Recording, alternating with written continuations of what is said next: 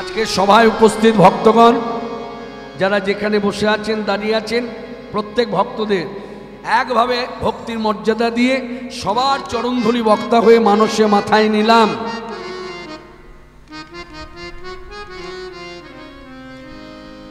আপনারা জানেন কীর্তন শুরুর আগে ঘোষক হিসাবে ঘোষণা করে দিয়েছে আজকের বিষয় আস্বাদন কি হবে। আপনারা হয়তো কেউ শুনেছেন, সেই সময় যারা এসেছেন শুনেছেন, শুনে নিয়েছেন, যারা পরে এসেছেন তারা জানতে পারেননি। তাদের জন্য আমি সেই একই ভূমিকায় দাঁড়িয়ে বলবো, আজকের বিষয়, আমাদের আস্বাদনের বিষয় হলো শ্রী শ্রী চৈতন্য চরিতামৃত, শ্রী শ্রী চৈতন্য ভাগবত, এই দুটি শাস্ত্রগ্রন্থকে অবলম্বন করে নামাচার্য শ্রী ঠাকুর হরিদাসের জীবনী কথা। তবে একটু আগে ভাগে বলে দিই, জীবনী কথা আস্বাদন হবে আদি মধ্য, শেষে যাব না।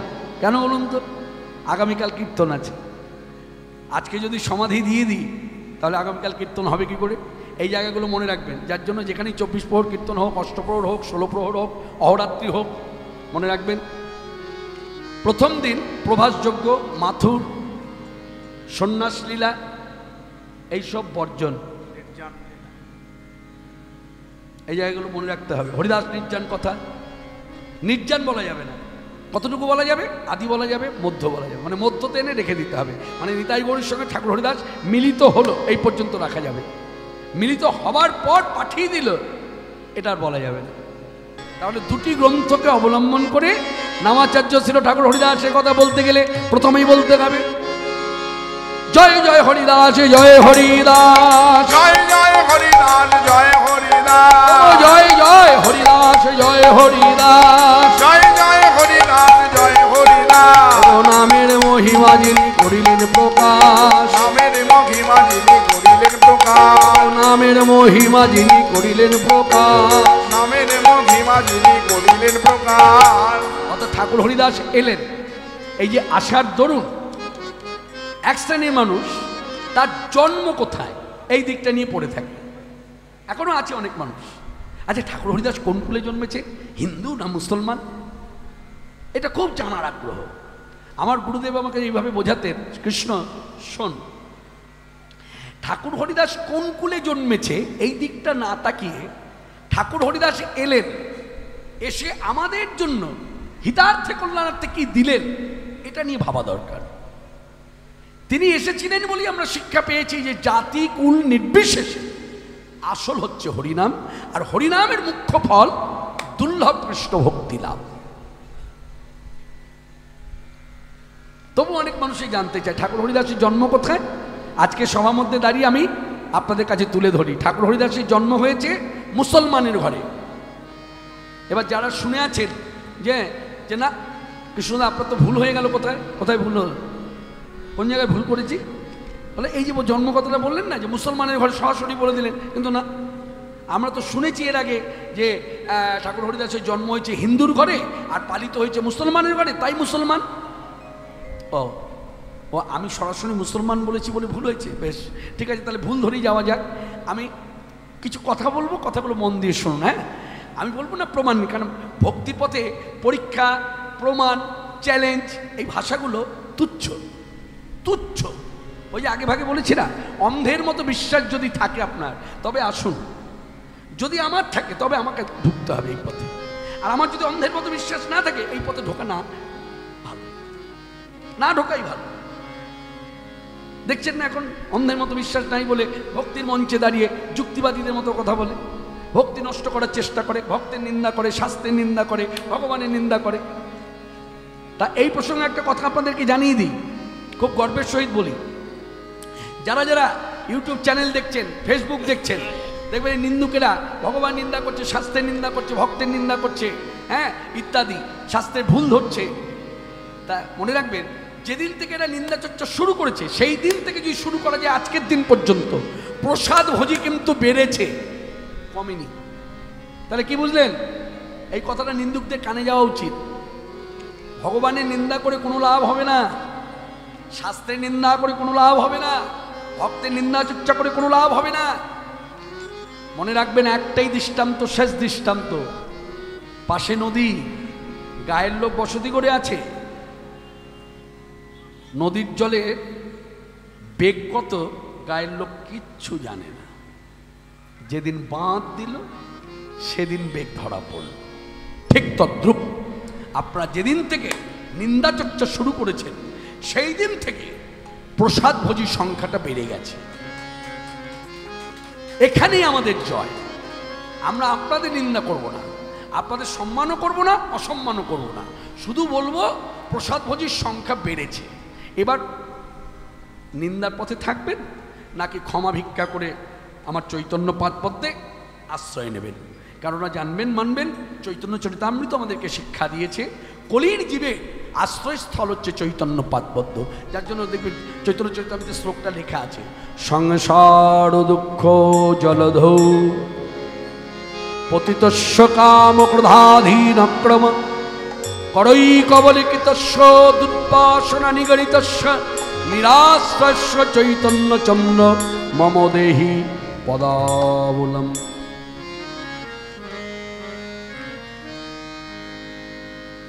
অনেক বছর পর কিন্তু আমি একটা সংস্কৃত শ্লোক উচ্চারণ করলাম। এই ইতিমধ্যে আমার কীর্তন যারা বীরভূম জেলাতে শুনছেন বহু বছর ধরে, একটা কথা আমার মাঝে মধ্যে কানে আসে। অনেকে বলে কৃষ্ণ আপনি কীর্তন করেন কিন্তু সংস্কৃত শ্লোক বলেন না। এক শ্রেণী মানুষের ধারণা বোধহয় আমি শ্লোক বলতে জানি না বা আমি শ্লোক বলতে পারি না। আসলে তা নয়, আমার একটা গোড়ামি আছে। বাংলা ভাষা ছাড়া আমি কোনো ভাষাকে অত মর্যাদা দিই না, এটা আমার একটা গোড়ামি। লক্ষ্য রাখবেন, আমি সংস্কৃত শ্লোকের কথাটাই বলি, বাংলা অনুবাদটা বলি। যার জন্য আমার কীর্তন বলুক একজন যে অশাস্ত্রীয় কীর্তন, বলুক একজন বলুক, সেই দিন থেকে কীর্তন করা বন্ধ করে দেবো। যে অশাস্ত্রীয় কীর্তন কেন মানুষকে শোনাবো? বলুক একটা কথা অশাস্ত্রীয় বলি, অসিদ্ধান্ত বলি, অপ্রাসঙ্গিক আলোচনা করি, কই সেটা তো বলতে পারছে না। কি বললো? সংস্কৃত শ্লোক বলে না, তাতে কি হলো? সংস্কৃত শ্লোক বলি না, তাতে কি হলো? এবার দেখেছেন কৃষ্ণদার কথা যে মিলে গেল। এই গত বছর যে শারদীয়া পূজা গেল, কিছু সংখ্যক মেয়েরা বাংলা ভাষায় বাংলা ভাষায় মন্ত্র বলে পূজা পাঠ করেছে, দেখেছে? ভাইরাল হয়েছে ফেসবুকে। কথাটা তো সত্যি।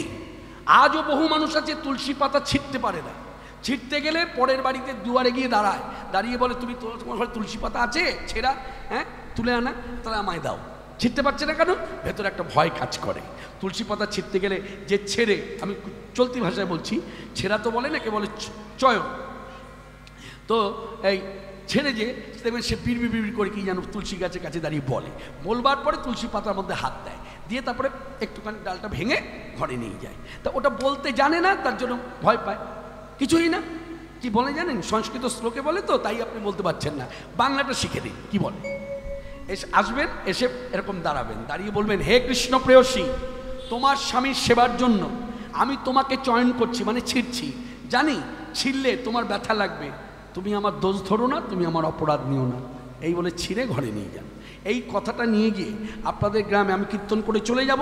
এই কথাটা নিয়ে গিয়ে আগামীকাল সকাল হলে শাস্ত্রজ্ঞ পণ্ডিত ব্রাহ্মণ বৈষ্ণব যদি গ্রামের ভেতরে আছে যারা, তাদের দুয়ারে যাবেন, আমার নাম করে বলবেন কৃষ্ণপাল 7টার সময় কীর্তন শুরু করে 8টা সাড়ে 8টার সময় এইরকম একটা বক্তব্য রেখেছিলেন। এই কথাটা ঠিক না ব্যাঠিক? যদি ব্যাঠিক হয় তাহলে আমার সঙ্গে দেখা করবেন, যদি ব্যাঠিক না হয় তাহলে দেখা করতে হবে না। কেন? ব্যাঠিক হলে শেখার আছে, যার জন্য দেখা করতে বলছি। সঠিক হলে শেখার নেই, তাহলে আমি জানবো আমাকে বলাটা ঠিক। আর ব্যাঠিক হলে ডাকছি কেন আপনাকে? কারণ আপনার কাছ থেকে আমার শেখার আছে। আমি শোধন করতে চাই, আমি সংশোধনা করে থাকতে চাই। হরে কৃষ্ণ। অপরাধী আগে অপরাধ করতো, সবাই বলতো জেলখানায় আছে, আর এখন বলে সংশোধনাগার। মানে সব মহাপ্রভুর অবদান। জগাই মাধাইকে উদ্ধার করে দেখিয়ে দিয়েছে এই যুগ সেই যুগ। এই যুগটা জেলখানায় থাকার যুগ না, এই যুগটা হচ্ছে সংশোধনাগারে থাকার যুগ। সংশোধন করো চিত্তের বৃত্তি, সংশোধন, মনোবৃত্তি সংশোধন। বললে অনেকভাবে বলা যায়। তা যে কথার মধ্যে ছিলাম, তাহলে ভুলটা কোথায় ধরেছেন? আমি বলেছি মুসলমানের ঘরে সরাসরি বলেছি, আপনি বলছেন না হিন্দুর ঘরে জন্ম পালিত মুসলমানের ঘরে। আচ্ছা, হিন্দুর ঘরে জন্ম পালিত মুসলমানের ঘরে, এই কথাটা আপনি বলছেন, আর আমি বলেছি মুসলমানের ঘরে জন্ম। আচ্ছা দেখুন তো আমার কথাটা চৈতন্য ভাগবতে বৃন্দাবন দাস ঠাকুর লিখেছে কিনা? যদি বৃন্দাবন দাস ঠাকুর চৈতন্য ভাগবতে বলে থাকে তাহলে কিন্তু আমি কথা বাড়াবো না, এখানে কথা রীতি রেখে তারপরে এগিয়ে যাব। দেখুন ভালো করে শুনুন, হ্যাঁ, চৈতন্য ভাগবতে বৃন্দাবন দাস ঠাকুর লিখেছে কিনা। মানে চৈতন্য ভাগবত বৃন্দাবন দাস ঠাকুর যখন লিখলো, চৈতন্য ভাগবত আগে, পরে চৈতন্য চরিতামৃত, যার জন্য কবিরাজ গোস্বামী চৈতন্য চরিতামৃতে পড়ার ছন্দে বলে দিলেন, মনুষ্য রচিতে নারে ঐছে গ্রন্থ ধন্য, বৃন্দাবন দাস মুখে বক্তা শ্রী চৈতন্য। অর্থাৎ ওই গ্রন্থ সাধারণ মানুষের লেখা নয়, সাক্ষাৎ ভগবান চৈতন্যদেবের লেখা, চৈতন্যদেবের বলা। তা সেখানে কি বলেছে? নাম প্রচারিতে প্রেম প্রচারিতে। পড়ুন চৈতন্য ভাগবত পড়ুন, তাহলেই জানতে পারবেন। নাম প্রচারিতে প্রেম প্রচারিতে, নাম প্রচারিতে প্রেম প্রচারিতে, হরিদাস জনমিলা হীন কুলেতে, হরিদাস জনমিলা হীন কুলেতে। আস্তে এবার প্রশ্ন আপনাদের করুন, যারা একটু ভেবেছেন যে আমি ভুল বলেছি, মনে মনে ভেবেছেন, তারা ভাবুন তো হীনকুল কোন কুল? বলুন, মুখে বলতে হবে কিন্তু। হীনকুল কোন কুল? এখানে যে বৃন্দাবন দাস ঠাকুর হীনকুল লিখলেন, হীনকুল কোন কুল? মুসলমানের ঘরে জন্ম। তাহলে বৃন্দাবন দাস ঠাকুর বলেছে, তাহলে আমি তো বলি না, ওই যে আগেই তো বলেছি। আমি কেন বক্তা হয়ে যে এখানে দাঁড়াবে, আপনিও যদি এখানে দাঁড়ান, আপনি কখনো আপনার বানানো কথা বলতে পারবেন না, যেহেতু কীর্তন। তো আপনাকে শাস্ত্রের কথা বহন করে বেড়াতে হবে, আর শাস্ত্রবিহীন যখন কথা বলবেন তখনই হয়ে যাবে রসাভাস কীর্তন, অশাস্ত্রীয় কীর্তন। তাহলে শাস্ত্রসম্মতভাবে আমি যা বলেছি, শাস্ত্রের কথা বলেছি। ঠাকুর হরিদাস মুসলমান, এক। দুই, আরেকটা প্রমাণ দিই, যদিও প্রমাণ ভাষাটা বলে ফেললাম, আরেকটা দিক দেখিয়ে দিই। দেখেছেন কিনা কখনো জানি না, তবু বলি, বললেই স্মরণে আসবে। এগুলো প্রাচীন মন্দিরে, মঠ মন্দিরে গেলে দেখা যায়। একটা ছবি দেখবেন, রাজা প্রতাপরুদ্র তখন উড়িষ্যার রাজা, আর সেই সময় চৈতন্যদেব মায়ের আদেশ নিয়ে ওখানে চলে গেছে, বসতিও করেছে। পণ্ডিত গদাধর তিনি ব্যাসাসনে বসে ভাগবত কথা বলেন, আর চৈতন্যদেব শ্রোতা, সামনে বসে আছে চৈতন্যদেব, পাশে রায় রামানন্দ, স্বরূপ দামোদর, আরো কত শত ভক্ত বৈষ্ণব সব আছে পার্শ্ব। তা রাজা প্রতাপরুদ্র দেখেন ওই হিন্দু বৈষ্ণবদের মধ্যে একজন মুসলমান বৈষ্ণব আছেন। তা রাজা প্রতাপরুদ্র মনে মনে বিচার করলেন যে এই যে এদের মধ্যে মুসলমান বৈষ্ণব আছে, এ কথা পরবর্তীকালে লোক যখন শুনবে, হয়তো কেউ বিশ্বাস করবে, কেউ বিশ্বাস করবে না। এটা আমার তুলে রাখা দরকার। কিভাবে তুলব? তখনকার সময় তো ক্যামেরা ছিল না, তখনকার সময় ভালো একজন চিত্রকার ছিল যে ভালো ছবি আঁকত, তাকে ডেকে কথাটা বললেন যে শুনুন, যখন গদাধর পণ্ডিত ভাগবত কথা বলবে আর চৈতন্যদেব তার পার্শ্বদের নিয়ে যখন ওই ভাগবত কথা শুনবে, তাদের মধ্যে যখন ওই মুসলমান বৈষ্ণব থাকবে, সেই সময়ে আপনি ছবিটা আঁকবেন, সেই আঁকা ছবিটা আমার হাতে দেবেন। এটা আমার সংগ্রহ করে রাখা উচিত। সেই চিত্রকার প্রথম ওই সময় ছবিটা আঁকে, আর সেই ছবিটা দেখবে প্রাচীন মন্দিরে গেলে দেখা যায়, পুরনো মঠ মন্দির প্রাঙ্গণে আছে। ছবিটা দেখবেন, তারা বসে ভাগবত কথা বলছে, শুনছে, চৈতন্যদেব বসে আছে, আর হরিদাস ঠাকুর স্নান করে এসেছে। স্নান করে এসে ভেজা কাপড়টা, গাছের নিচে বসে ভাগবত কথা হচ্ছে তো ছায়াতলে, আর এই ভেজা কাপড়টা গাছের ডালে এইভাবে এই মেলে দিচ্ছে, আর ঠিক সেই সময় আঁকাটা হয়েছে। নিচে লেখা আছে, দেখবেন অনেকের নাম লেখা আছে, পণ্ডিত গদাধর, স্বরূপ দামোদর, চৈতন্যদেব, রামানন্দ, ঠাকুর হরিদাস, হরে কৃষ্ণ। হ্যাঁ, আমার বড়দা স্মরণ করিয়ে দিলেন, যদি কাউকে জানাতে হয় তাহলে জানিয়ে দাও। সেই কথাটা হলো, কারোর যদি মনে হয় ছবিটা আমি দেখব, এখানে কোথাও দেখতে পাচ্ছি না, দেখব, তাহলে পুরীতে যাবেন, পুরীতে গিয়ে হরিদাস সমাধিতে যাবেন, হরিদাস সমাধিতে দাঁড়িয়ে এইভাবে তাকাবেন, ছবিটা দেখতে পাবেন, ওখানে টাঙানো আছে। জয় জয় হরিদাস, জয় হরিদাস, জয় জয় হরিদাস, জয় হরিদাস। নামের মহিমা যিনি করিলেন প্রকাশ, নামের মহিমা যিনি করিলেন প্রকাশ, নামের মহিমা যিনি করিলেন প্রকাশ। হরিদাস হরিদাস হরিদাস হরিদাস হরিদাস হরিদাস হরিদাস। খুলনা জেলার পুরহন গ্রামে প্রকট কইল, খুলনা জেলার বুড়ভান গ্রামে প্রকট খোঁজিল, প্রকট খোঁজিল।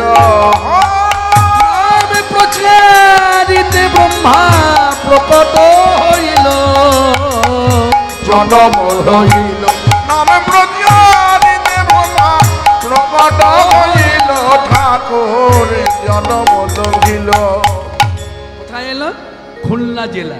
আপনারা নিশ্চয়ই বুঝতে পারছেন, বাংলাদেশ, জেলার নাম খুলনা জেলা। বলে আচ্ছা কৃষ্ণদা একটা কথা বলবো, আমি তো শুনেছি যশোর জেলা। শুনুন তাহলে বলি, ঘটনাটা কি জানেন? ভারত বাংলাদেশ পাকিস্তান যখন একসঙ্গে ছিল না, ভাগ হয়নি, তখন যশোর জেলার মধ্যে ছিল। যখন ভাগ হয়ে গেল তখন ওই গ্রামটা খুলনা জেলার ভেতরে ঢুকে পড়ল, যার জন্য বলা হয় খুলনা জেলা। অর্থাৎ দেশ বাংলাদেশ, জেলার নাম খুলনা জেলা। আর এই খুলনা জেলায় আবির্ভূত হয়েছেন গত যুগের ব্রহ্মা, তত্ত্ব বিচারে গত যুগের ব্রহ্মা, এই যুগে নামাচার্য শ্রী ঠাকুর হরিদাস। ব্রহ্মা বলা হলো কেন? শ্রীমদ্ ভাগবত যারা পাঠ শোনেন, শ্রীমদ্ ভাগবত যারা ঘরে বসে পাঠ করেন, কেন ব্যাসাসনে বসার অধিকার তো সবাই পায় না, তাই অনেকে ঘরে বসে পাঠ করে, নিজের পাঠ নিজে শোনে। হরে কৃষ্ণ। 10 জনকে ডেকেও শোনায় না, কেন 10 জনকে ডেকে শোনাতে গেলে গুরু ঘরে গিয়ে আদেশ নিতে হয়, কারণ ওটা ব্যাসাসন তো, ওটা নারদীয় আসন নয়। আমি বহুবার বহু সময় দাঁড়িয়ে কথাগুলো প্রচার করেছি যে কীর্তনের আসনে আপনার ছেলে মেয়ে যদি কীর্তন করতে চায়, এই জন্য গুরুবাড়িতে গিয়ে আদেশের প্রয়োজন হয় না। কিন্তু আপনাদের ঘরে ছেলে মেয়েরা যদি কখনো ভাবে যে গুরু দীক্ষা হলো, আমার ইচ্ছা হচ্ছে ব্যাসাসনে বসে ভাগবত কথা বলবো, তাহলে গুরুবাড়িতে গিয়ে আদেশ নিতে হবে। গুরুদেব যদি আদেশ দেয় ব্যাসাসনে বসবার, তবে সে বসতে পারে, আর যদি বসার আদেশ না দেয় সে বসতে পারে না। যাই হোক, শ্রীমদ্ ভাগবত পাঠ শুনতে বসলে দেখা যায় ভাগবত পাঠক ব্রহ্মমোহন লীলা পাঠ করছেন। ব্রহ্মমোহন লীলা অর্থাৎ ব্রহ্মা রাখাল বালক চুরি করেছে, গাই বাছুর চুরি করেছে। প্রথম বলি দিনটার কথা বলি, কোন দিনে হয়েছে জানেন ঘটনাটা? ঘটনাটা হয়েছে বলরামের জন্মদিন। বলরামের জন্মদিন কোন দিন? রাখি পূর্ণিমা, যেদিন রাখি বন্ধন হয়, সেই দিনে বলরামের আবির্ভাব। আর সেই বলরামের আবির্ভাবের দিনে বলরাম বাড়িতে থাকতো, মাঠে যেত না। কৃষ্ণ এই সুযোগটাই খুঁজছিলেন, যেদিন আমার দাদা বলরাম সঙ্গে থাকবে না, সেই দিন এই ঘটনাটা ঘটাবো, ব্রহ্মাকে দিয়ে রাখাল বালক চুরি করাবো আর গাই বাছুর চুরি করাবো। এইরকম দিনে আরেকটা লীলা করেছেন, কালীয় দমন লীলা। কারণ কৃষ্ণ ভালো করেই জানতো দাদা বলরাম সঙ্গে থাকলে এই দুটো লীলা হবে না, দাদার কাছে ধরা পড়ে যাব। দাদা তো সাক্ষাৎ ভগবান শঙ্কর্ষণ, ধ্যান করলে সব জেনে যাবে, ধ্যানে বসলে পরে সব দেখতে পায়। এমন যে দাদা বলরাম বাড়িতে, আর সেই সুযোগে কৃষ্ণ কি করেছেন? ব্রহ্মাকে ডেকেছেন, নাও চুরি করো। বলে আপনি কি ব্যাখ্যা করছেন? ভাগবতে এইভাবে ব্যাখ্যা, মানে আসলে ভাগবতে বলছে ব্রহ্মমোহন লীলা, ব্রহ্মা রাখাল বালক চুরি করেছে, গাই বাছুর চুরি করেছে। তো ভাগবত যদি কেউ পড়াশোনা করে সে একরকম বলবে, আর ভাগবতের ভেতরে যদি কেউ ঢুকে যায়, ডুবে যায়, তার ব্যাখ্যা হবে আরেক রকম। যেমন একটা দৃষ্টান্ত দিয়ে বলি, সুখদেব গোস্বামী পাদ বলুন তো রাশিটা বর্ণনা করেছে না রাশিটা দর্শন করেছে? তাহলে পরিষ্কার হয়ে যাবে আমার কথা। বলুন, যারা শ্রোতাবর্গ এখানে বসে আছেন প্রত্যেকে কম বেশি শাস্ত্র ঘাটেন, বলুন সুখদেব গোস্বামী পাদ ব্যাসাসনে বসে রাশিটা বর্ণনা করেছেন, তা রাশিটা বলেছেন না রাশিটা দর্শন করেছেন? রাশিটা বলেনি, দর্শন করেছেন। দর্শন করেছেন বলেই তিনি বলেছেন গোপীরা এলো। একজন বক্তা যদি শ্রোতাকে বোঝায়, তাহলে আমি যে বক্তা, আমি আপনাকে বোঝাতে গেলে আমি রাশিটার ব্যাখ্যাটা কি করব? গোপীরা যাচ্ছে কার কাছে? কৃষ্ণের কাছে। যাচ্ছে বললে আপনি বুঝতে পারবেন যে গোপীরা ছুটছে। আর এখানে রাশিরা সুখদেব গোস্বামীপাদ বসে দর্শন করছেন বলে তিনি বলছেন গোপীরা আসছে। বোঝাতে পারলাম? লীলা দর্শন করে বলা, হ্যাঁ, আর বইটা পড়ে শাস্ত্র পড়ে আমি বলছি, দুটো আকাশ পাতাল তফাৎ। তা শাস্ত্রটা যারা পড়ে এমনি পড়ে, তাদের পড়াটা একরকম, আর যারা শাস্ত্র যখন পড়ছে ভেতরে ডুবে গেছে তাদের বলাটাও একরকম। অর্থাৎ যে যারা ডুবে গেছে তাদের কথা শুনবেন। তারা বলছে ব্রহ্মমোহন লীলা পড়ে, তারা বলছে শুনুন, ব্রহ্মা রাখাল বালক চুরি করেনি, গাই বাছুর চুরি করেনি, ব্রহ্মাকে দিয়ে কৃষ্ণ কার্যটা করিয়েছেন, ব্রহ্মার নিমিত্ত মাত্র। নিতাই গৌর হরি হরি। আসতে কটা বাজে? কটা বাজে গো? হ্যাঁ, মাননীয় ভক্তমণ্ডলী, আপনাদের কাছে একটা কথা আমি উপস্থাপন করব। সে কথাটি হলো, আপনারা জানেন এই মহতী হরিবাসর ভিক্ষার উপরে দাঁড়িয়ে আছে। আমরা বহু আশা নিয়ে আপনাদের কাছে যাব। হ্যাঁ, হয়তো কারোর হাতে থালি থাকবে, কেউ হয়তো গায়ে যে উত্তরীয়টা ব্যবহার করছে সেই উত্তরীয়টাই আঁচল পেতে দেয় যেভাবে, সেইভাবে আঁচল পেতে দেবে। অর্থাৎ তার চাওয়াটা একই রকম, ভিক্ষা দিন। তা ভিক্ষা দিন বলে যখন আমরা কাছে যাব আপনাদের কাছে, তখন আপনাদের অন্তরে ভক্তি থেকে আপনাদের সাধ্যমতো আপনারা ভিক্ষা দেবেন। এমনভাবে ভিক্ষা দেবেন যে ভিক্ষা দিলে পরে এখানে যে ভক্তিটা আপনার হচ্ছে ভেতরে, এই ভক্তিটা যেন ঘরে গিয়েও বজায় থাকে, ঘরে গিয়ে যেন নষ্ট না হয়। মানে কীরকম? কৃষ্ণদা কী বলতে চাইছেন? কিছু না, আমার মুখের দিকে তাকিয়ে তখন বুঝতে পারবেন। ধরুন এখানে আমি কি করলাম, 11 টাকা দিলাম। আস্তে একটা দৃষ্টান্ত স্বরূপ বলি, 11 না, 21 টাকা দিলাম। এবার ধরুন আমার সঙ্গে আরেকজন এসেছে, সে 11 টাকা দিয়েছে। এবার আমি 21 টাকা দিয়ে বাড়িতে যখন গেলাম, আমার স্বামী যখন জানতে পারলো যে আমি 21 টাকা দিয়েছি, তখন আমার দিকে তাকিয়ে বলছে, পায়েলের মা 11 টাকা দিল, তুই 21 টাকা দিল। মাথা মাথা গেছে। প্রতিদিন যাচ্ছ না, এরকম 4 দিন 5 দিন ধরে কীর্তন হচ্ছে, সব দিন যাচ্ছ, সব দিন 21 টাকা। এই যে মুখের ভঙ্গিমাটা দেখতে পাচ্ছেন, তা এই ভঙ্গিমার মুখে যখন পড়বেন তখন ভেতরে ভক্তি থাকবে তো, উদা হয়ে যাবে না? তাই ওইটা যেন না হয়, তার জন্যই বললাম সাধ্য মতো দেবেন, ঘরে গিয়ে যেন ভক্তিটা নষ্ট না হয়। অর্থাৎ ঘরের চিন্তাটা আগে করবেন, করে তারপর দান করবেন। নিতাই গৌর হরি হরি, জয় জগৎবন্ধু বল, হরি বল হরি বল। না, এখন ওই শুধু কথা বললে হবে না, একটা গীত গাই। কি গীত গাইব?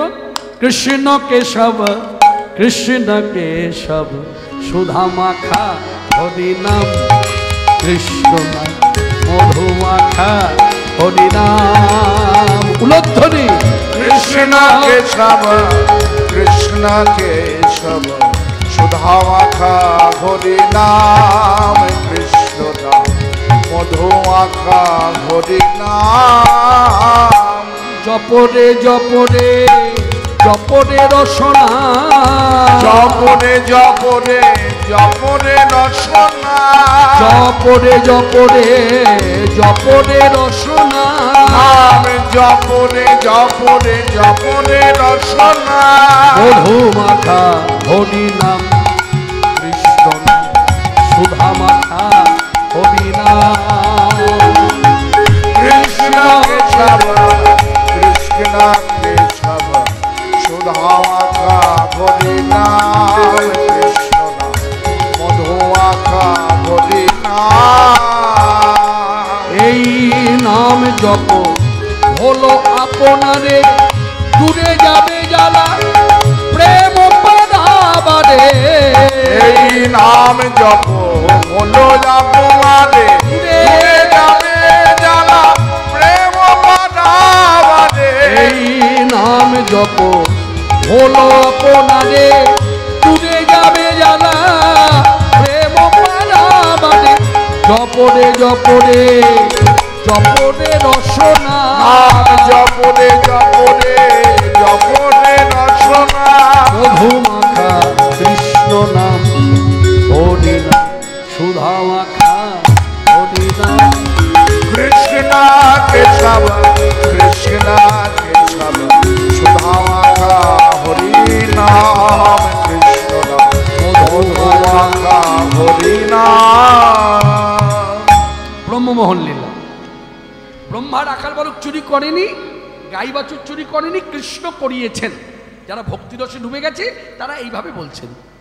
কথাটা কতটা যুক্তিযুক্ত, ভাগবতের কথা বাস্তবতার সঙ্গে আছে কিনা মিল দেখুন ভালো করে। এই দেখুন, কৃষ্ণ একটু গোষ্ঠলীলার কথা বলতে হয়।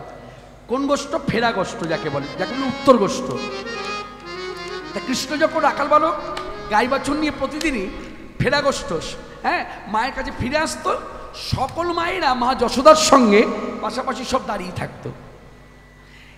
কৃষ্ণ যেই এসে দাঁড়াতো সকল বন্ধুদের নিয়ে আর গাই বাছুর নিয়ে, সকলের মায়েরা কি করতো? মা যশোদা আগে যেত না, সকলের মায়েরা ছুটে গিয়ে নিজ নিজ সন্তান কোলে নেবার আগে আগে কৃষ্ণ কোলে নিত, কোলে নিয়ে দোলাতো, দুলিয়ে চুম্বন দিত। একজনের আদর হয়ে গেল, স্নেহ হয়ে গেল প্রকাশ, এবার আরেকজনের কোলে দিল, নে তুই নে। তুই আদর কর, সেও দোলাতো, চুম্বন দিত। এখন প্রত্যেক মায়ের এইভাবে যখন কোলে নিত কৃষ্ণ, তখন তারা প্রত্যেকে একই ভাবনা। ভাবনাটা কি? কৃষ্ণ যদি সত্যি সত্যি আমার নিজের সন্তান হয়ে আমার কোলে বিচরণ করত, তাহলে আমি আরো সুখ পেতাম। তাহলে কি দাঁড়ালো কথাটা? তাহলে প্রত্যেক মায়েদেরই, যশোদা ছাড়া প্রত্যেক মায়েদেরই মনের ইচ্ছা কৃষ্ণকে সন্তান করে পাবা। এক। দুই, ওই যে গাই বা চুন্নি ফিরত, হ্যাঁ, ওই ছোট ছোট গাভীগুলো তাদের মায়েদের দুগ্ধবাটিকে ঢু মেরে দুধ খেত। এই যখন ঢু মেরে দুধ খেত, তখন তাদের মায়েরা মনে মনে বাসনা করত যে কৃষ্ণ যদি আমাদের সন্তান হয়ে আমাদের দুগ্ধ বাটে ঢু মেরে দুধ খেত, আমরা আরো সুখ পেতাম। তাহলে গোমাতাদেরও ইচ্ছা কৃষ্ণকে সন্তান করে পাবার, আবার ব্রজমায়েদেরও ইচ্ছা কৃষ্ণকে সন্তান করে পাবার। এই দুই মায়ের ইচ্ছা পুরাইতে ব্রহ্মাকে দিয়ে রাখাল বালক চুরি করিয়েছিল আর গাই বাছুর চুরি করিয়েছিল। তাহলে কথাটা ঠিক, ব্রহ্মা নিমিত্ত মাত্র। নিতাই গৌর হরি হরি। সেই ব্রহ্মা রাখাল বালক গাই বাছুর চুরি করবার পর কি হলো? তার শুদ্ধ চেতনার দ্বারা সে বুঝতে পারল যে কৃষ্ণই হচ্ছে পরম ব্রহ্ম, ভগবান। যার জন্য ব্রহ্মার অনেকগুলো শ্লোক বলেছিল। এই শ্লোকটি বলার পরে ব্রহ্মা আর কোনো শ্লোক বলেনি। যখন তার ভিতরে অপরাধ বোধ জাগলো যে আমি অপরাধী, আমি আমার বাবাকে পরীক্ষা করতে এসেছি। বাবা বলছে কেন না, তার নাভিকমনে ব্রহ্মার জন্ম, তাই না? তাই তো, নারায়ণের নাভিকমল থেকে তো ব্রহ্মা। তাহলে নারায়ণ হচ্ছে পিতা, তো নারায়ণকে কৃষ্ণ, তাহলে পুত্র সন্তান। তখন তার ভেতরে অনুশোচনা জাগলো, ছি ছি ছি, এ কি কোনো সন্তান তার বাবাকে পরীক্ষা করে, আর আমি পরীক্ষা করতে ছুটে এসেছি যমুনা পুরীতে, ছি ছি ছি ছি। এই তখন কৃষ্ণের কাছে নিজেকে সঁপে দিলেন। ঈশ্বর পরম কৃষ্ণ সচ্চিদানন্দ বিগ্রহ অনাদিরাদি গোবিন্দ সর্বকারণ কারণম। এই শ্লোক বলার পর আর একটা শ্লোক বলেনি ব্রহ্মা। এটাই তার শেষ শ্লোক। অনেকগুলো শ্লোক বলেছে, শুরু থেকে যদি বলা যায় অনেকখানি শ্লোক, এটা হচ্ছে শেষ শ্লোক। এই শ্লোক বলার পরে আর কোনো শ্লোক বলেনি। তা ভগবান শ্রীকৃষ্ণ তখনও কিন্তু নিরুত্তর হয়ে দাঁড়িয়ে ব্রহ্মার দিকে তাকিয়ে আছে। শ্রীকৃষ্ণ ভগবান কিন্তু শ্রীমুখে ব্রহ্মাকে বলে নাই তোমার এই অপরাধের জন্য তোমার হীনকুলে জন্ম হবে, এ কথা কিন্তু ভগবান বলেনি। ভগবান তাকে তাকিয়ে দেখছে। আর ব্রহ্মা তখন বুঝলো যে আমি যখন এত করে ক্ষমা চাইছি, আমার পিতা ভগবান সে কিছুতেই ক্ষমা করলো না, একটা কথা বললো না আমাকে। আমি উপলব্ধি করে দেখলাম আমার ক্ষমা হয়নি। তা এই ক্ষমা তোমার পেতে হবে কি করে? তখন ব্রহ্মা নিজ মুখে ঘোষণা করলেন, প্রায়শ্চিত্ত করিব পাপে ধরাই জনমেরা, জন্মিব ঘৃণিত কুলে পাষণ্ড হইয়া। আমি প্রায়শ্চিত্ত করিব পাপে ধরাই জনমেরা, জন্মিব ঘৃণিত কুলে পাষণ্ড হইয়া। সেথায় নামির ভিন্ন না। ব্রহ্মা শ্রীমুখের কথাগুলো শুনুন। নামির ভিন্ন না আমি থাকিব ধরিয়া, শত শত অত্যাচার থাকিব সহিয়া। শত শত অত্যাচার থাকিব সহিয়া। কেন সহ্য করব? কারণ দেখব কেমনে থাকিবে প্রভু না করে করুণা। কেমনে থাকিবে প্রভু না করে করুণা। জগতে রহিল মোর এই নতুন ঘোষণা। জগতে রহিল মোর নতুন ঘোষণা। কথাগুলো যদি একটু ছোট্ট করে ভাঙিয়ে বলি, তাহলে মূল কথা হলো ব্রহ্মা বলছে এই অপরাধের জন্য আমি হীনকুলে জন্মাবো, কিন্তু হীনকুলে জন্মাবো কিন্তু তোমার নাম নিয়ে জন্মাবো। আর জন্মাবার তখন কি হবে? হীনকুলে জন্মে মানে মুসলমানের ঘরে জন্মে আমি যদি কৃষ্ণনাম করি, ভাবটা চন্দ্র যেরকম, কৃষ্ণনাম যদি করি তাহলে কি হবে? আমার প্রতি অত্যাচার হবে, কারণ মুসলমানরা সহ্য করবে না। আর সেই অত্যাচারের সময় মানে অত্যাচার হলে মানুষ কি করে? চিৎকার করে, ভগবানকে বিশেষ করে ডাকে, কারণ একমাত্র শ্রেষ্ঠ আশ্রয়স্থল তিনি বাঁচাতে পারে, কোনো মানুষের শক্তি নাই বাঁচাতে পারে। এত অত্যাচার, একের পর এক চাবুক মারছে, জল পান বন্ধ করে দিয়েছে। তা এইরকম ঠাকুর হরিদাস বলছেন, মানে ব্রহ্মা বলছে যে আমি জানি আমার প্রতি অত্যাচার হবে, কিন্তু তখন আমি তোমার শরণ নেব না, তোমাকে আমি ডেকে বলবো না যে তুমি আমাকে এই মুহূর্তে রক্ষা করো, আমি শুধু অপেক্ষায় থাকবো, দেখবো তুমি করুণা না করে থাকো কেমন করে।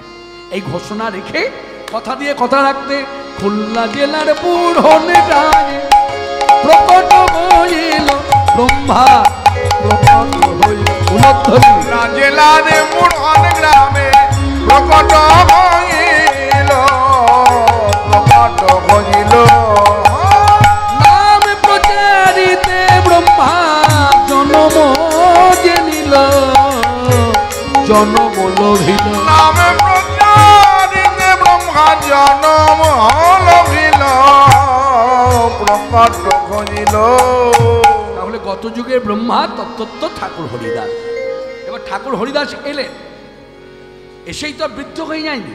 এখানে কথাটা কেন শুরুতে বলছি, আপনারা অনেকেই জেনে আছেন ঠাকুর হরিদাসের জীবনী কথায় আগে হয় বেত্রাঘাত, পরে হয় লক্ষ্যহীরা উদ্ধার। কিন্তু চৈতন্য ভাগ্য চৈতন্য চরিতামৃত যদি দেখা যায় তাহলে সেখানে গ্রন্থ কিন্তু আমাকে জানাচ্ছে অন্য কথা। কি? আগে হয়েছে লক্ষ্যহীরা উদ্ধার, তারপর হয়েছে বেত্রাঘাত। যখন বেত্রাঘাত হয়েছে তখন 52 থেকে 53 বছর বয়স। কারণ ঠাকুর হরিদাস মহাপ্রভুর থেকে 35 বছরের বড়। মানে ঠাকুর হরিদাস যখন এসেছেন তখনও গৌর জন্ম হয়নি।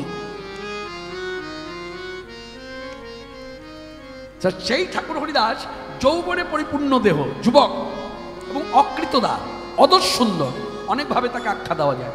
এই অদর সুন্দর কথাটা নিয়ে যদি বলা যায় তাহলে অদর সুন্দর কেন বলা হলো না, তার ভেতর বাহির দুই এক, কোনো দোষ নাই।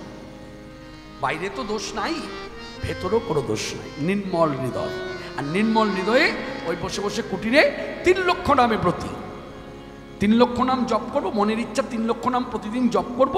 জপ করে উঠে একটু শাক খাবো, একটু ছোলা খাবো, আর একটু জল পান করবো। শাক আর ছোলা খায়,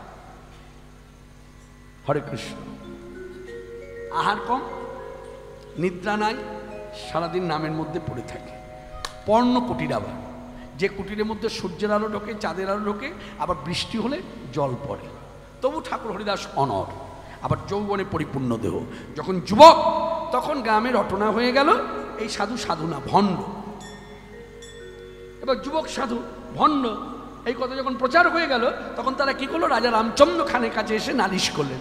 রাজা রামচন্দ্র খান জমিদার, সে কি করলো, হ্যাঁ, সে তখন বললো তাহলে একটা বুদ্ধি করা যায়, ওর কাছে এমন একজনকে পাঠাবো যাকে দেখলে ওর বৈরাগ্য ধর্মটা নষ্ট হয়ে যাবে। সে কে? অন্য কেউ নয়, যাকে আমরা চলতি কথায় বলি বেশ্যা, মানে পতিতা, লক্ষ্যহীরা। নাম হচ্ছে লক্ষ্যহীরা। আবার এই লক্ষ্যহীরা নামের মধ্যে অনেক কিছু জড়িয়ে আছে।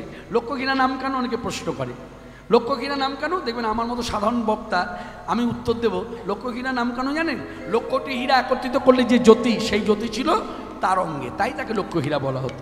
আবার হয়তো বললাম না না, ব্যবসাবৃত্তি করে লক্ষাধিক হীরা মজুত করেছিল, সঞ্চয় করেছিল, তার জন্য নাম লক্ষ্যহীরা। এইসব কথা মনে রাখবেন, জড়জগতে চায়ের দোকানে বসে শোনা যায়। চলুন কোনো বৈষ্ণবের কুটিরে যাই, দেখি সাধুসন্ত বৈষ্ণব মহাত্মা তাদের পতিতাদের প্রতি মানে ব্যবসাদের প্রতি দৃষ্টিভঙ্গিটা কেমন, এই কথাতে বোঝা যাবে। চলুন তাহলে কার কাছে যাব? চলুন পরম বৈষ্ণব ডক্টর মহানন্দ ব্রহ্মচারী, অগাধ পাণ্ডিত্য, পরম বৈষ্ণব, তার কাছে জিজ্ঞাসা করি।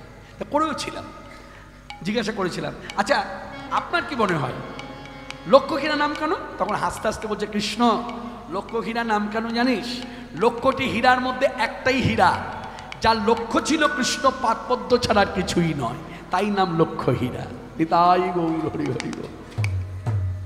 এই জন্য একটা কথা আপনাদের বলে রাখি, দেখবেন প্রচার আছে, কথাটা আমার বানানো কথা নয়, দেখবেন কান পাতলেই শোনা যায় বৈষ্ণব জগতে। যতটুকু শুনবেন সাধু মুখে হরিকথা শুনুন, এই চিত্তের পরিবর্তন হবেই। মনে রাখবেন, আমি আমাকে দিয়ে বলি, আমার এত বছর কীর্তন জগৎ যে সাধু মুখে হরিকথা, সাধুমুখে হরিকথায় চিত্তের পরিবর্তন হয়। কেন বলছি? নিজেকে দিয়ে বোঝাই, তাহলে বুঝতে পারবেন, খুব পরিষ্কার বুঝে যাবেন। দেখুন, আমি এত বছর কীর্তন করছি, বীরভূম জেলা দিয়ে ভাবুন, হয়তো সব গ্রামে পৌঁছতে পারিনি, কিন্তু অনেক জায়গাতেই এসেছি জেলা বীরভূমে। তা এত জায়গায় কীর্তন করেছি, সবাই প্রশংসা করেছে, কৃষ্ণদা আপনার কীর্তন সত্যি খুব ভালো লেগেছে, খুব ভালো গেয়েছেন, দারুণ, যে যেভাবে পেরেছে ব্যক্ত করেছে। কিন্তু আজও পর্যন্ত কিন্তু কেউ, এই জেলার কথা দিয়ে বলি, অন্য জেলায় যাব না, এই জেলাতে আজও পর্যন্ত একটি মানুষ এসে আমার কাছে বলল না যে কৃষ্ণদা আপনার মুখের কীর্তন শোনার পর আমি প্রসাদ ভোজী হয়েছি। এটা কেউ বলল না। তার মানে কি? আমার কীর্তন শুনিয়ে মানুষকে মনোরঞ্জন করেছি মাত্র, কীর্তন শুনিয়ে মানুষকে একটু মাতিয়েছি মাত্র, ভালো লেগেছে তার, এই পর্যন্ত।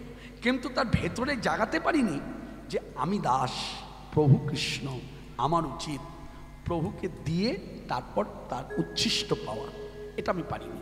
এটা পারে কে? এই শক্তি দিয়েছেন সাধুকে। কেন না, সাধু যখন হরিকথা বলে সে টাকার বিনিময়ে হরিকথা বলে না।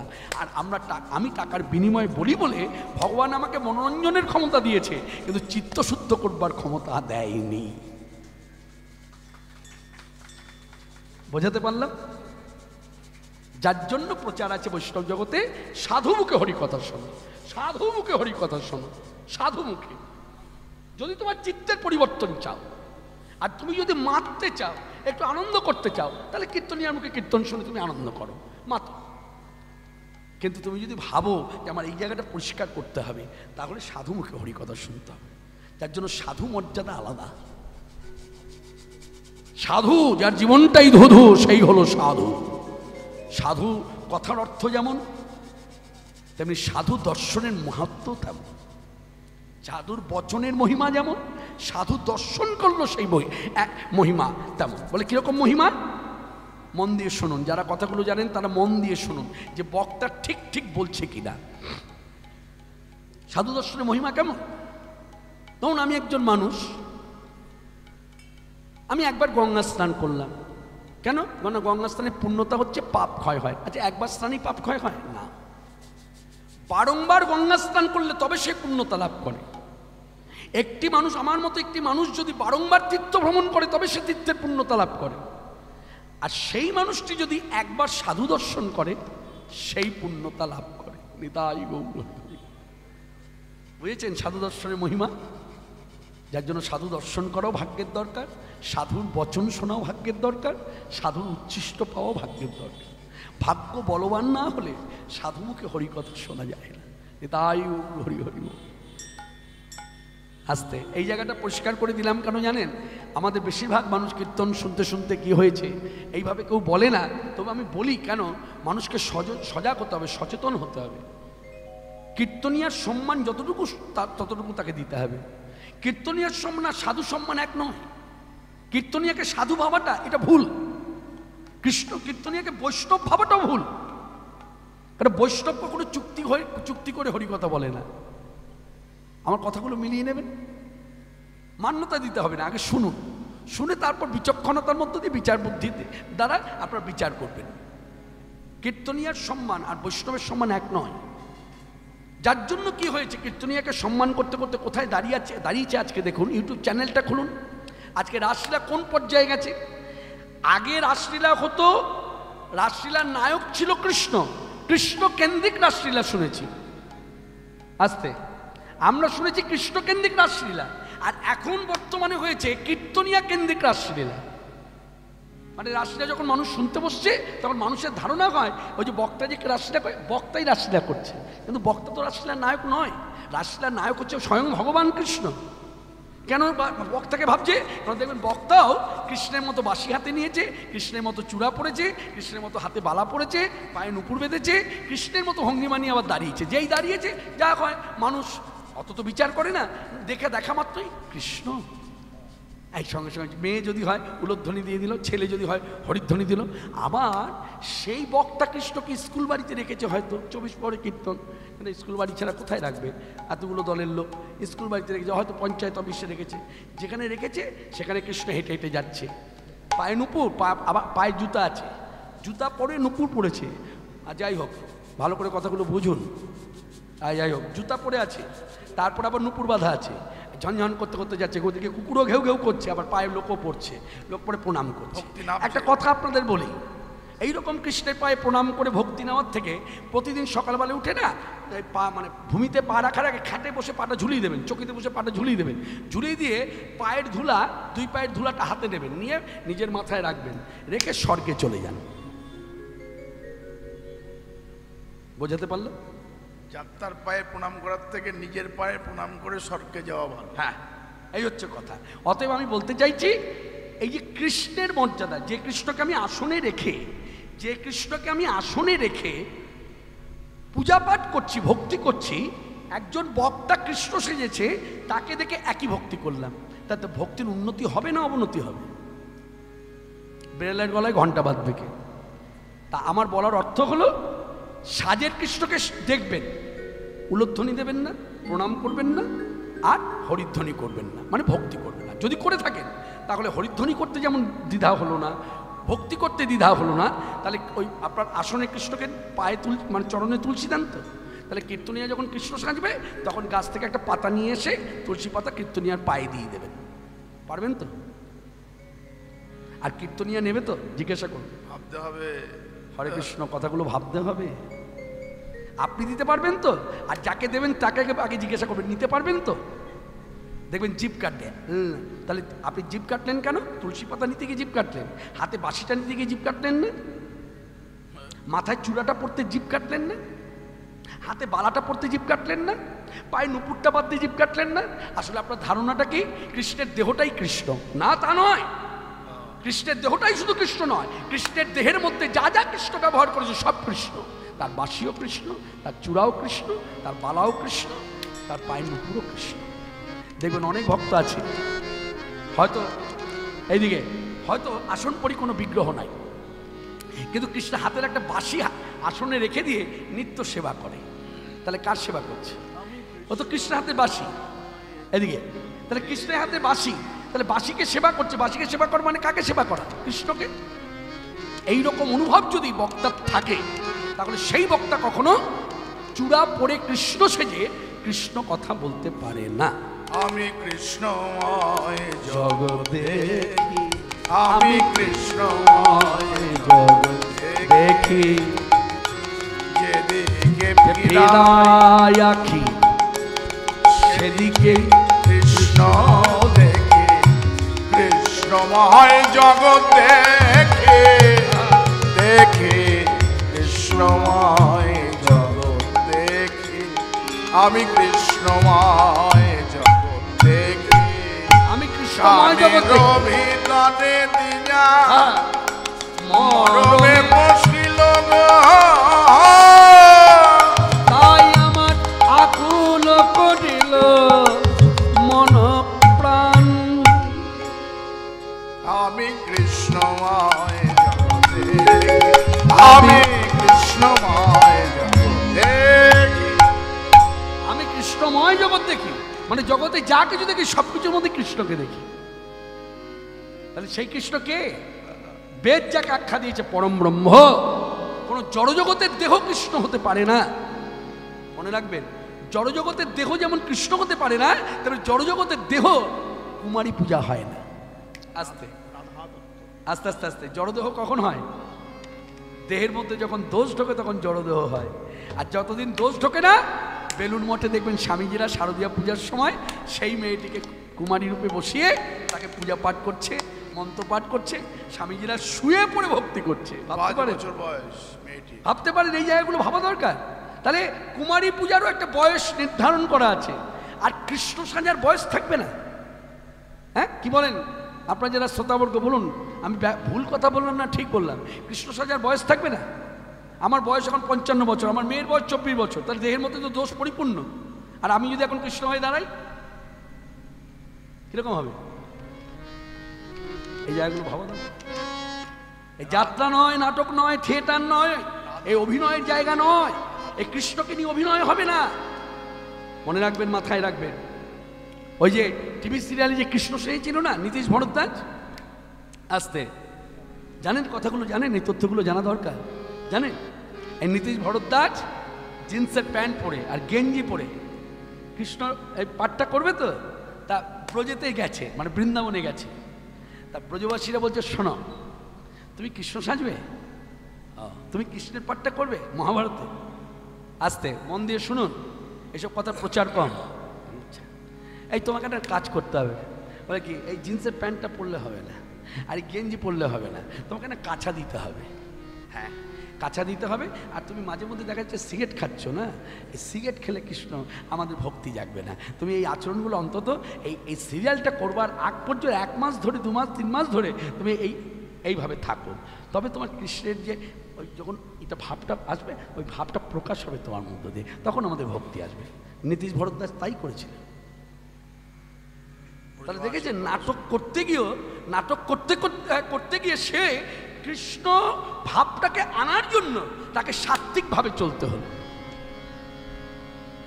আর সেখানে আমি কীর্তনী, আমার কথা আমি আখরে বলছি জগৎ জীবকে, মানুষকে বলছি, জীবনিত্য কৃষ্ণদাস, জীবনিত্য কৃষ্ণদাস, কর কৃষ্ণ পদয়াস, জীবনিত্য কৃষ্ণদাস, কর কৃষ্ণ পদয়াস, উচাইবে মায়াপাস, কর কৃষ্ণ পদয়াস, উচাইবে মায়াপাস, জীবনিত্য কৃষ্ণদাস, হয় যেন বাস ব্রজধামে, হয় যেন বাস ব্রজধামে, হয় যেন বাস ব্রজধামে, করব সেবা রাধার শ্যামে, হয় যেন বাস ব্রজধামে, করব সেবা রাধার শ্যামে, হরি হরি হরি বলে, করব সেবা রাধার শ্যামে, হরি হরি হরি বলে, করব সেবা রাধার শ্যামে, হয় যেন বাস ব্রজধামে। তাহলে কতগুলো কথা আমি বক্তা হয়ে বললাম, মানুষ শুনলো।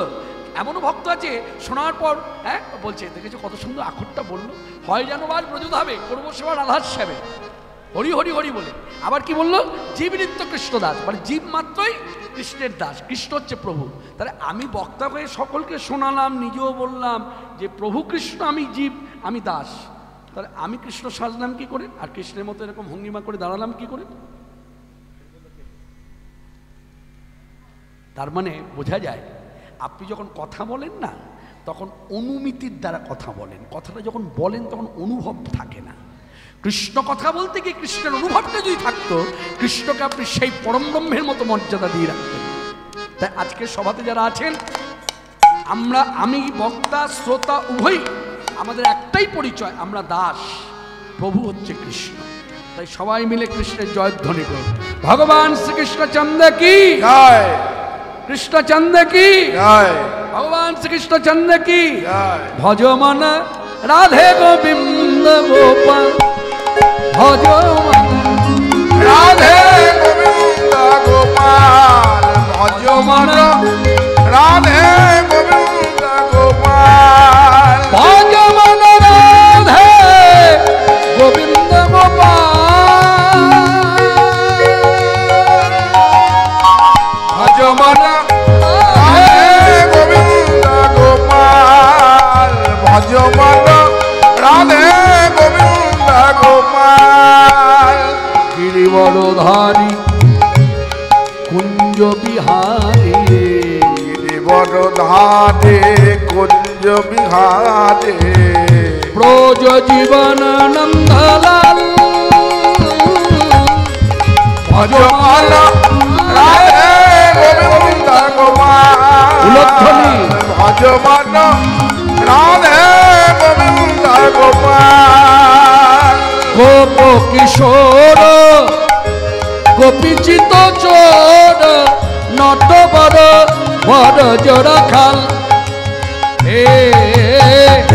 মুরলি বাজাবে, ধবলি চড়াবে, মুরলি বাজাবে, ধবলি চড়াবে, দোলে দোলে বন ফুলমাল, রাধে গোবিন্দ গোপাল, ভজ মন রাধে গোবিন্দ গোপাল, ভজ মন রাধে গোবিন্দ গোপাল, ভজ মন রাধে গোবিন্দ গোপাল।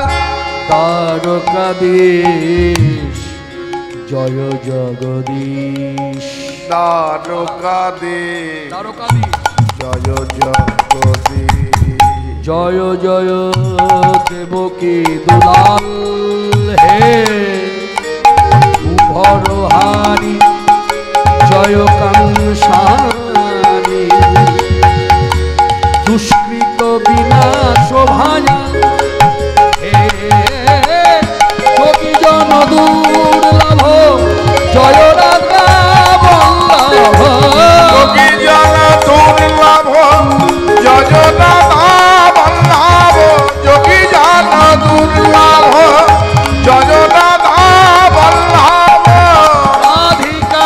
প্রেমে মাতোয়াল হে কৃষ্ণ দাস প্রভু মোহে কৃপা कीजिए কৃষ্ণ দাস প্রভু মোহে কৃপা कीजिए জয় দিন ভকত দয়াল রাধে গোবিন্দ গোপাল ভজমন রাধে গোবিন্দ গোপাল ভজমান রাধে গোবিন্দ গোপাল ভজমান রাধে গোবিন্দ গোপাল রাধে গোবিন্দ গোপাল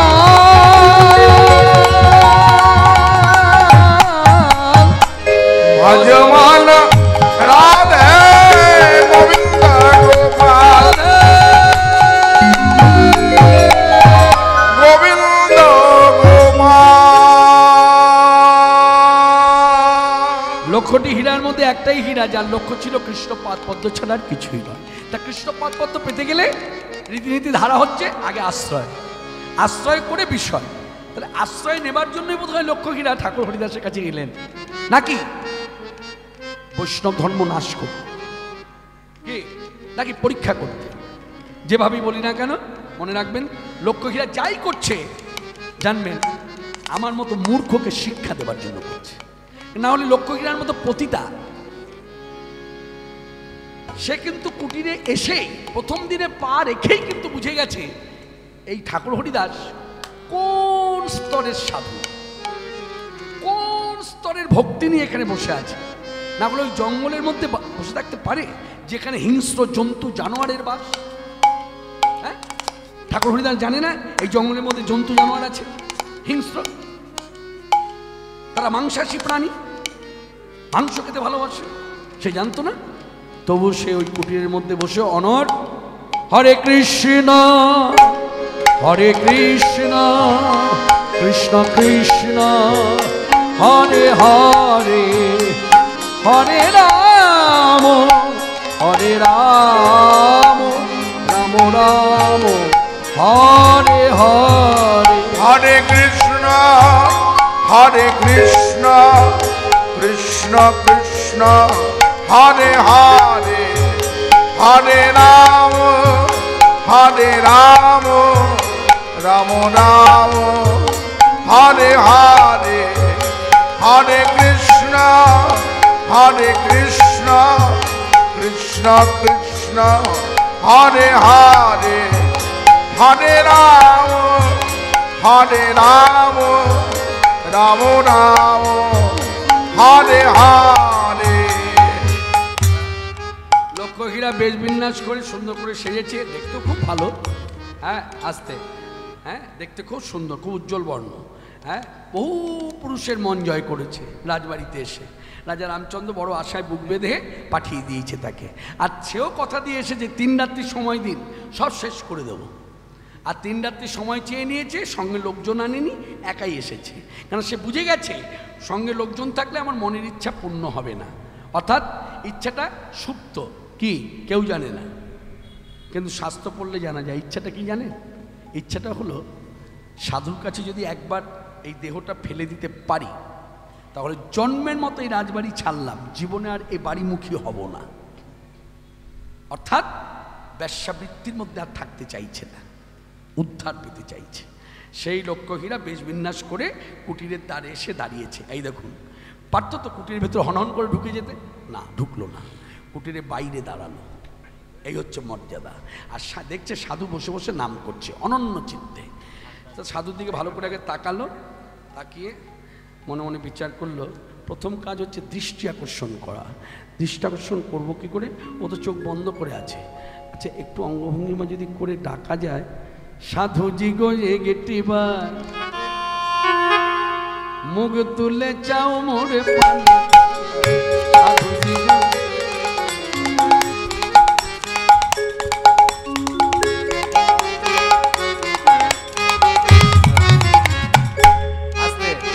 আস্তে আস্তে আস্তে অনেকক্ষণ অনেক কথা বলেছি, এবার একটু বহিরাঙ্গের কথা বলি, অন্যভাবে নেবেন না। বলুন তো মেয়েদের আকর্ষণ কিসে? আস্তে, মেয়েরা পারবেন বলতে? মায়েরা, মায়েদের বলি, মেয়ে বলবো না, মায়েদের বলি, পারবেন? সব বয়সের মায়েদের জিজ্ঞাসা করি, এখন তো সব বয়সের মায়েরা আছেন, বলুন মেয়েদের আকর্ষণটা কিসে? উজ্জ্বল বর্ণে, মানে গায়ের রং বেশ উজ্জ্বল তাতে, নাকি? বলবো আমি আমার অভিজ্ঞতা থেকে বলি, আমার ঘরে তো মেয়ে আছে, মেয়েটা যত দিন দিন বড় হচ্ছে আর আরও ভালো করে বুঝতে পারছি আমার মেয়েটার রং বেশি উজ্জ্বল নয়, চাপা, দেখতে অতটা ভালো না, কিন্তু ঢং আছে। মানে চলতি কথায় বলি, মনে রাখবেন মেয়েদের আকর্ষণটা কিন্তু ঢঙে। আমি যতটুকু বুঝি, আমি তো একজন পুরুষ, আমি যতটুকু, আমার যতটা ভালো লাগে, মেয়েদের এই ঢং ঢাং না থাকলে ভালো লাগে না, আকর্ষণ করে। কিরকম ঢং?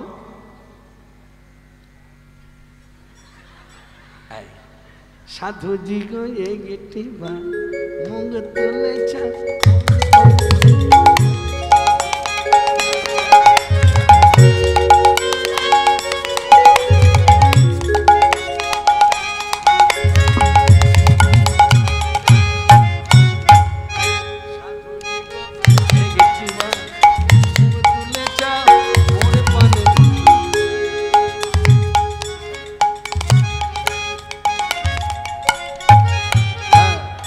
কত সুন্দর নিজেও জানো না,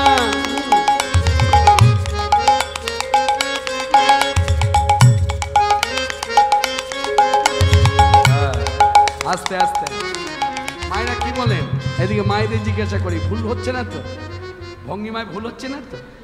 আসলে ঘরে দেখে দেখে এখন অভ্যাস হয়ে গেছে, যার জন্য এত ভালো পারি। আগে পারতাম না, আগে পারতাম না, আগে পথে ঘাটে চলতে ফিরতে যদি কেউ করতো চোখে পড়তো, না করলে চোখে পড়বে কি করে? আপনি বারে বারে যাচ্ছেন আর আসছেন, এত জল কে খাচ্ছে রে? আস্তে জল খা বাবা, জলটা আবার ধরে রাখতে পারবি তো? কত সুন্দর নিজেও জানি আমি মুগ্ধ তব দর্শন।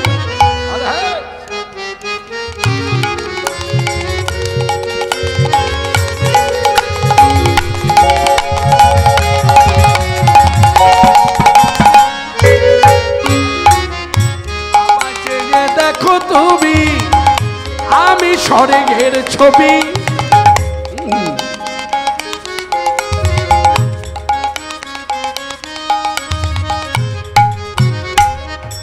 আমায় চেয়ে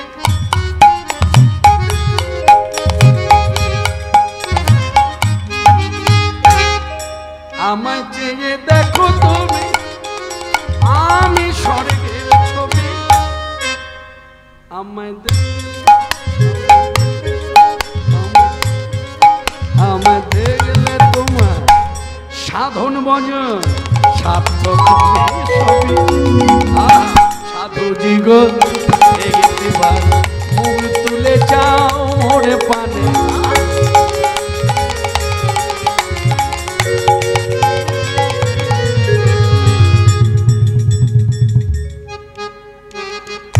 তোমার আমার খেলা হবে বিভাবনী।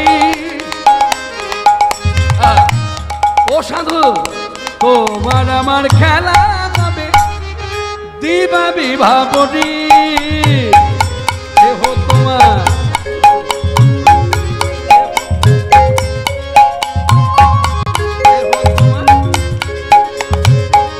দেহ তোমার শীতল হবে রসের নেশায় যাবে বলি। সাধুজি গো একটিবার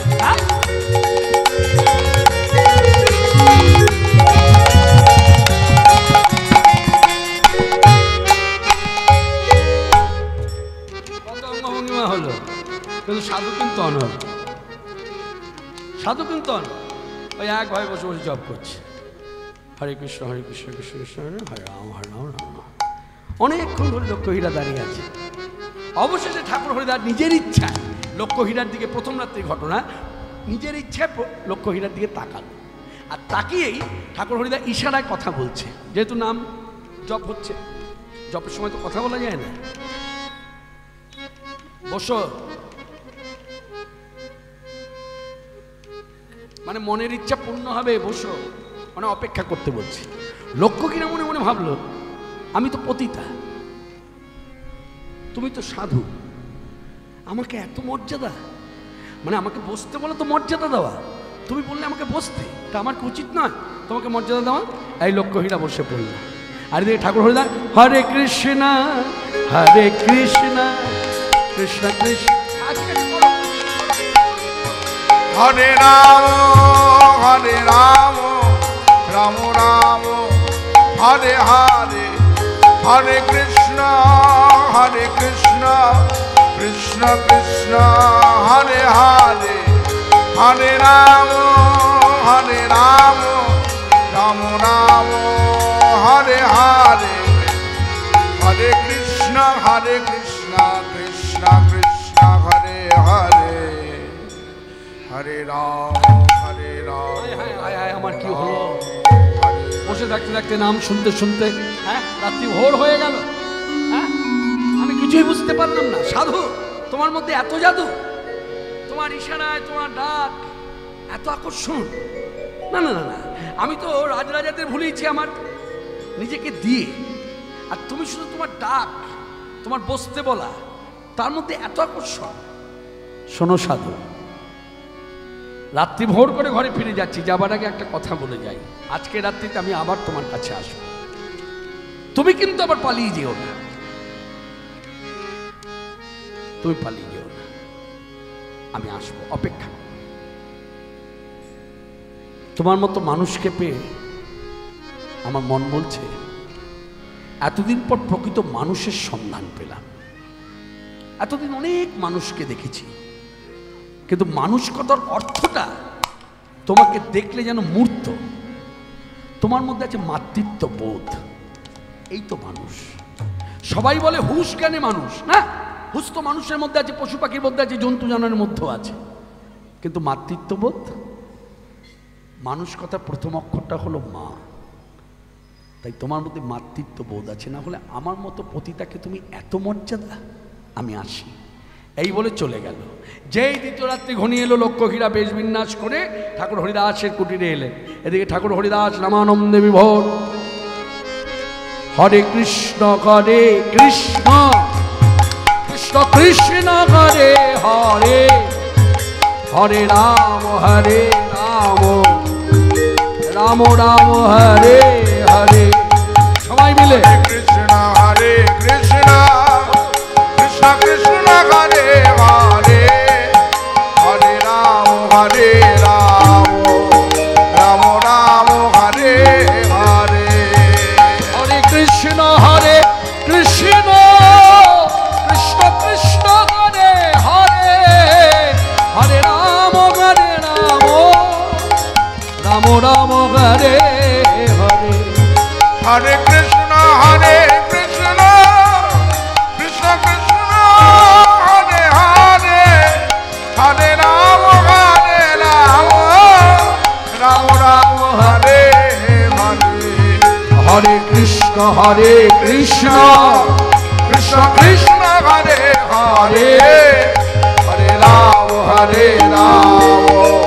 রাম রাম হরে হরে। এই দ্বিতীয় রাত্রিতে এসে লক্ষ্যহীরা ঠাকুর হরিদাসের কুটিরের সামনে দাঁড়িয়ে বললেন, সাধু, আজও কি হবে না? আজও কি রাত্রি ভোর হবে? জানি না কি হতে চলেছে, তবে হ্যাঁ, যা করছো করো, আমি একটু এখানে বসি, অপেক্ষা করি। অপেক্ষা মানা লক্ষ্যহীরা দ্বিতীয় রাত্রি নিজের ইচ্ছায় অপেক্ষা করতে করতে করতে করতে দ্বিতীয় রাত্রিটা ভোর হয়ে গেল। চলে গেল দুটো রাত্রি, কথা দিয়ে এসেছিল 3 রাত্রির মধ্যে শেষ করবে। দ্বিতীয় রাত্রি ভোর করে যখন ঘরে ফিরছে, তখন ঘরে ফিরে ফিরবার আগে ঠাকুর হরিদাসের কুটিরে দাঁড়িয়ে একটা কথাই বললেন, সাধু, একটা রাত্রি আমার হাতে আছে, আজকে রাত্রি শেষ রাত্রি তোমার সঙ্গ।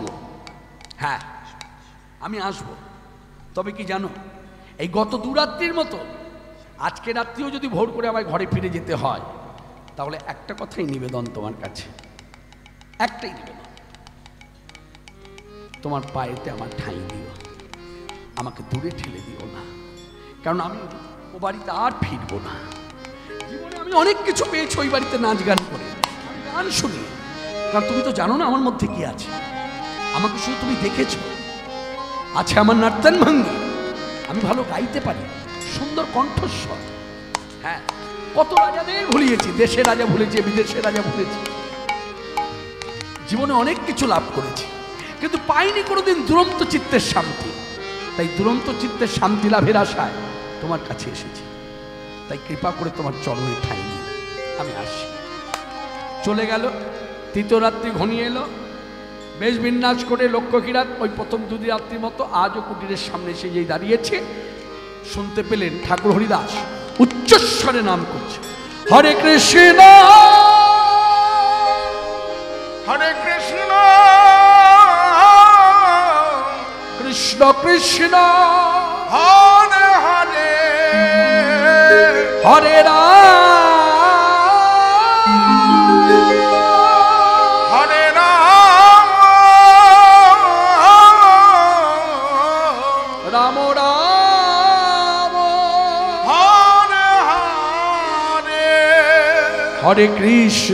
হরে কৃষ্ণ কৃষ্ণ কৃষ্ণ হরে হরে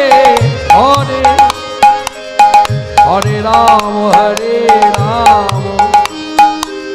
রাম রাম হরে হরে। হরে কৃষ্ণ কৃষ্ণ কৃষ্ণ হরে হরে হরে রাম রাম রাম হরে হরে। হরে কৃষ্ণ। আমি যখন হরিনাম করব তখন সভাতে যারা যারা উপস্থিত আছেন, বর্তমানে দাঁড়িয়ে আছেন, বসে আছেন, প্রত্যেক ভক্তের উদ্দেশ্যে একটাই নিবেদন, আমি যখন হরিনাম করব সবাই মিলে করবেন, বেসুরো হলো করবেন, বেতালে হলো করবেন, মানে হরিনাম করবার অধিকার সকলে। আমি তো বলি নাই যখন আমি পদাবলী কীর্তন করব, ব্যাখ্যা করব, পদাবলী গাইব, সুরের কাজ করব, তখন আপনারা করুন, তা তো বলি নাই। আমি বলি যে হরিনাম করব, সবাই মিলে বলুন হরে কৃষ্ণ কৃষ্ণ কৃষ্ণ কৃষ্ণ হরে হরে হরে রাম রাম রাম হরে হরে। হরে কৃষ্ণ কৃষ্ণ কৃষ্ণ হরে হরে হরে রাম রাম রাম হরে হরে। ভালো গাও হে বাজু,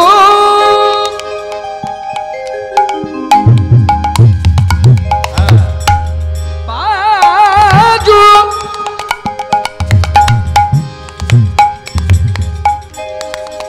হে বাজু বানে দা মরে খুলে যায়, বাজু বান দে, बाजू बन दे मोरे खुल जाए।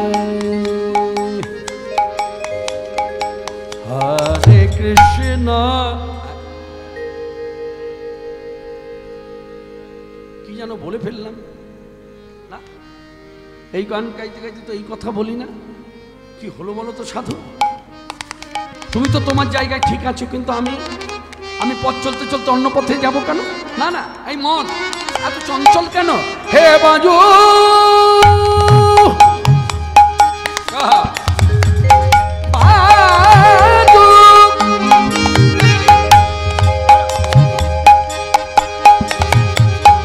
হে বাজু বানদা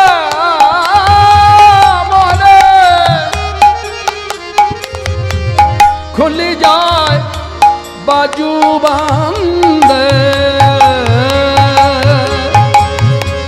बाजू बंदे मोरे खुल जाए, बाजू बंदे।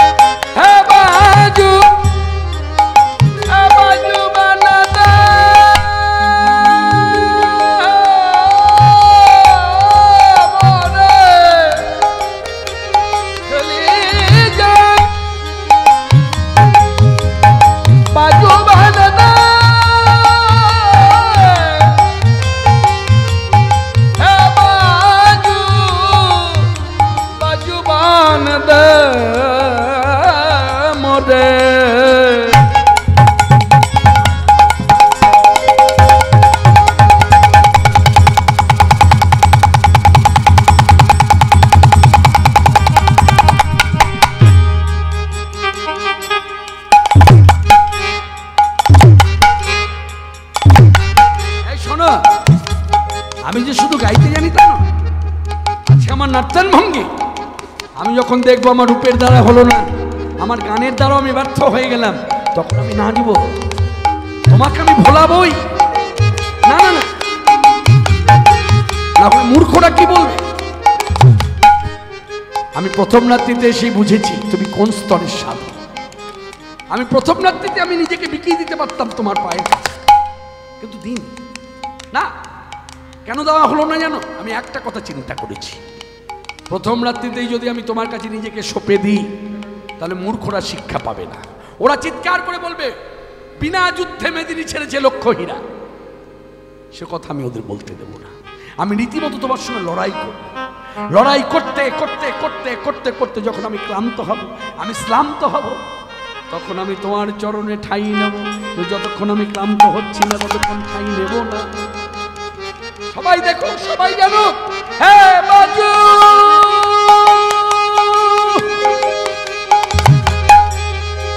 বাজু বাজু বাজনা, হ্যাঁ বাজু বাজনা মনে খুলে যায়, খুলে যায়।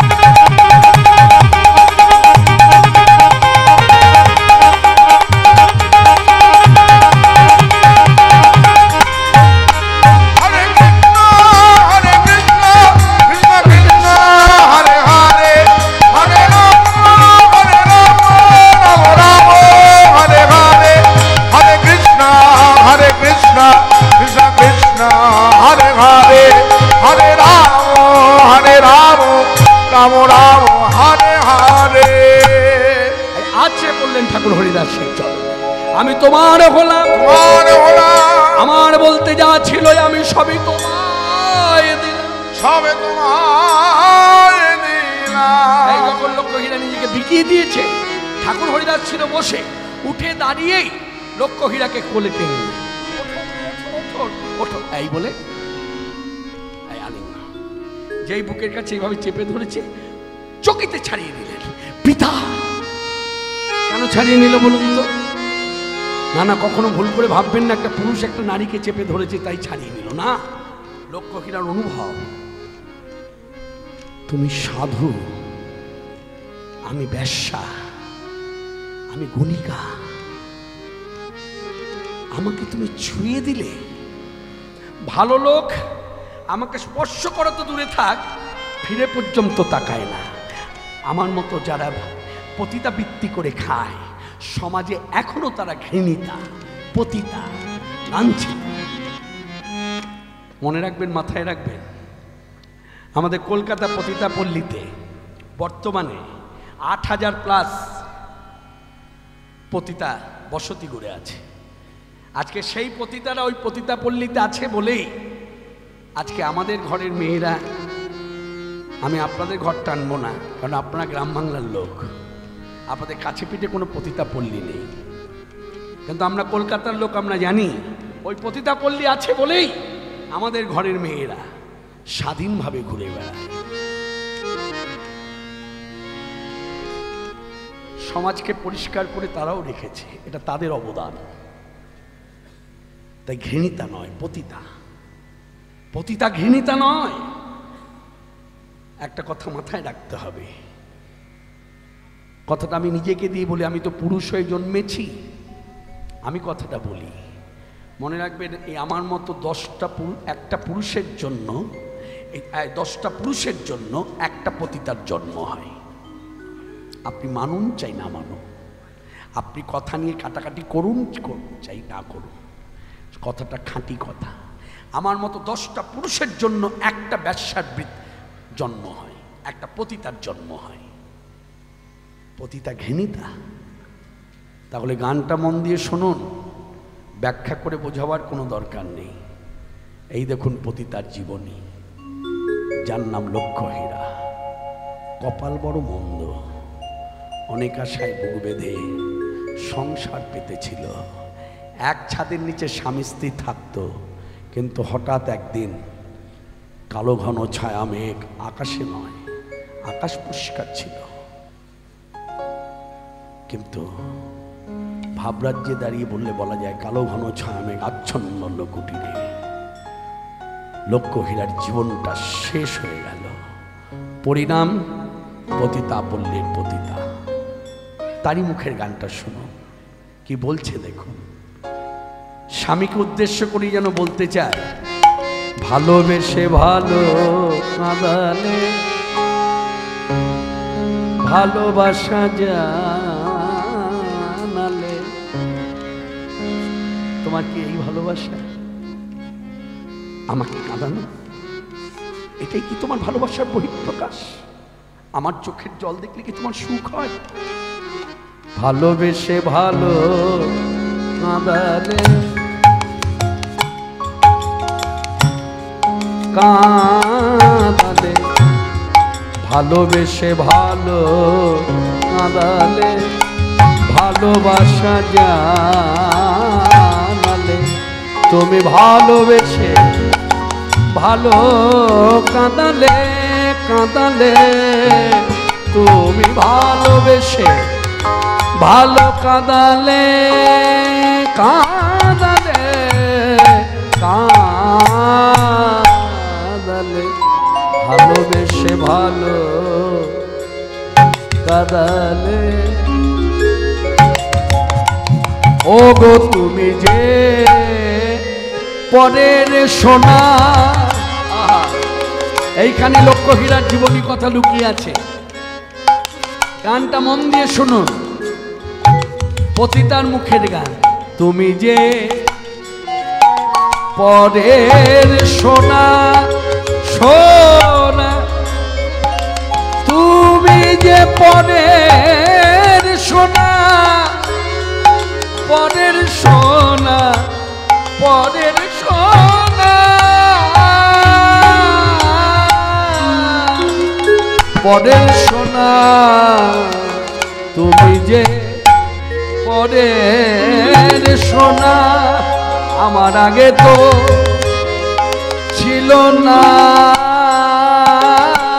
জানা, ছিল না জানা। আমি জানলে পরে ওই পরের সোনা, জানলে পরে পরের সোনা, না না দিতাম না কর্ণমূলে, কর্ণমূলে। ভালোবেসে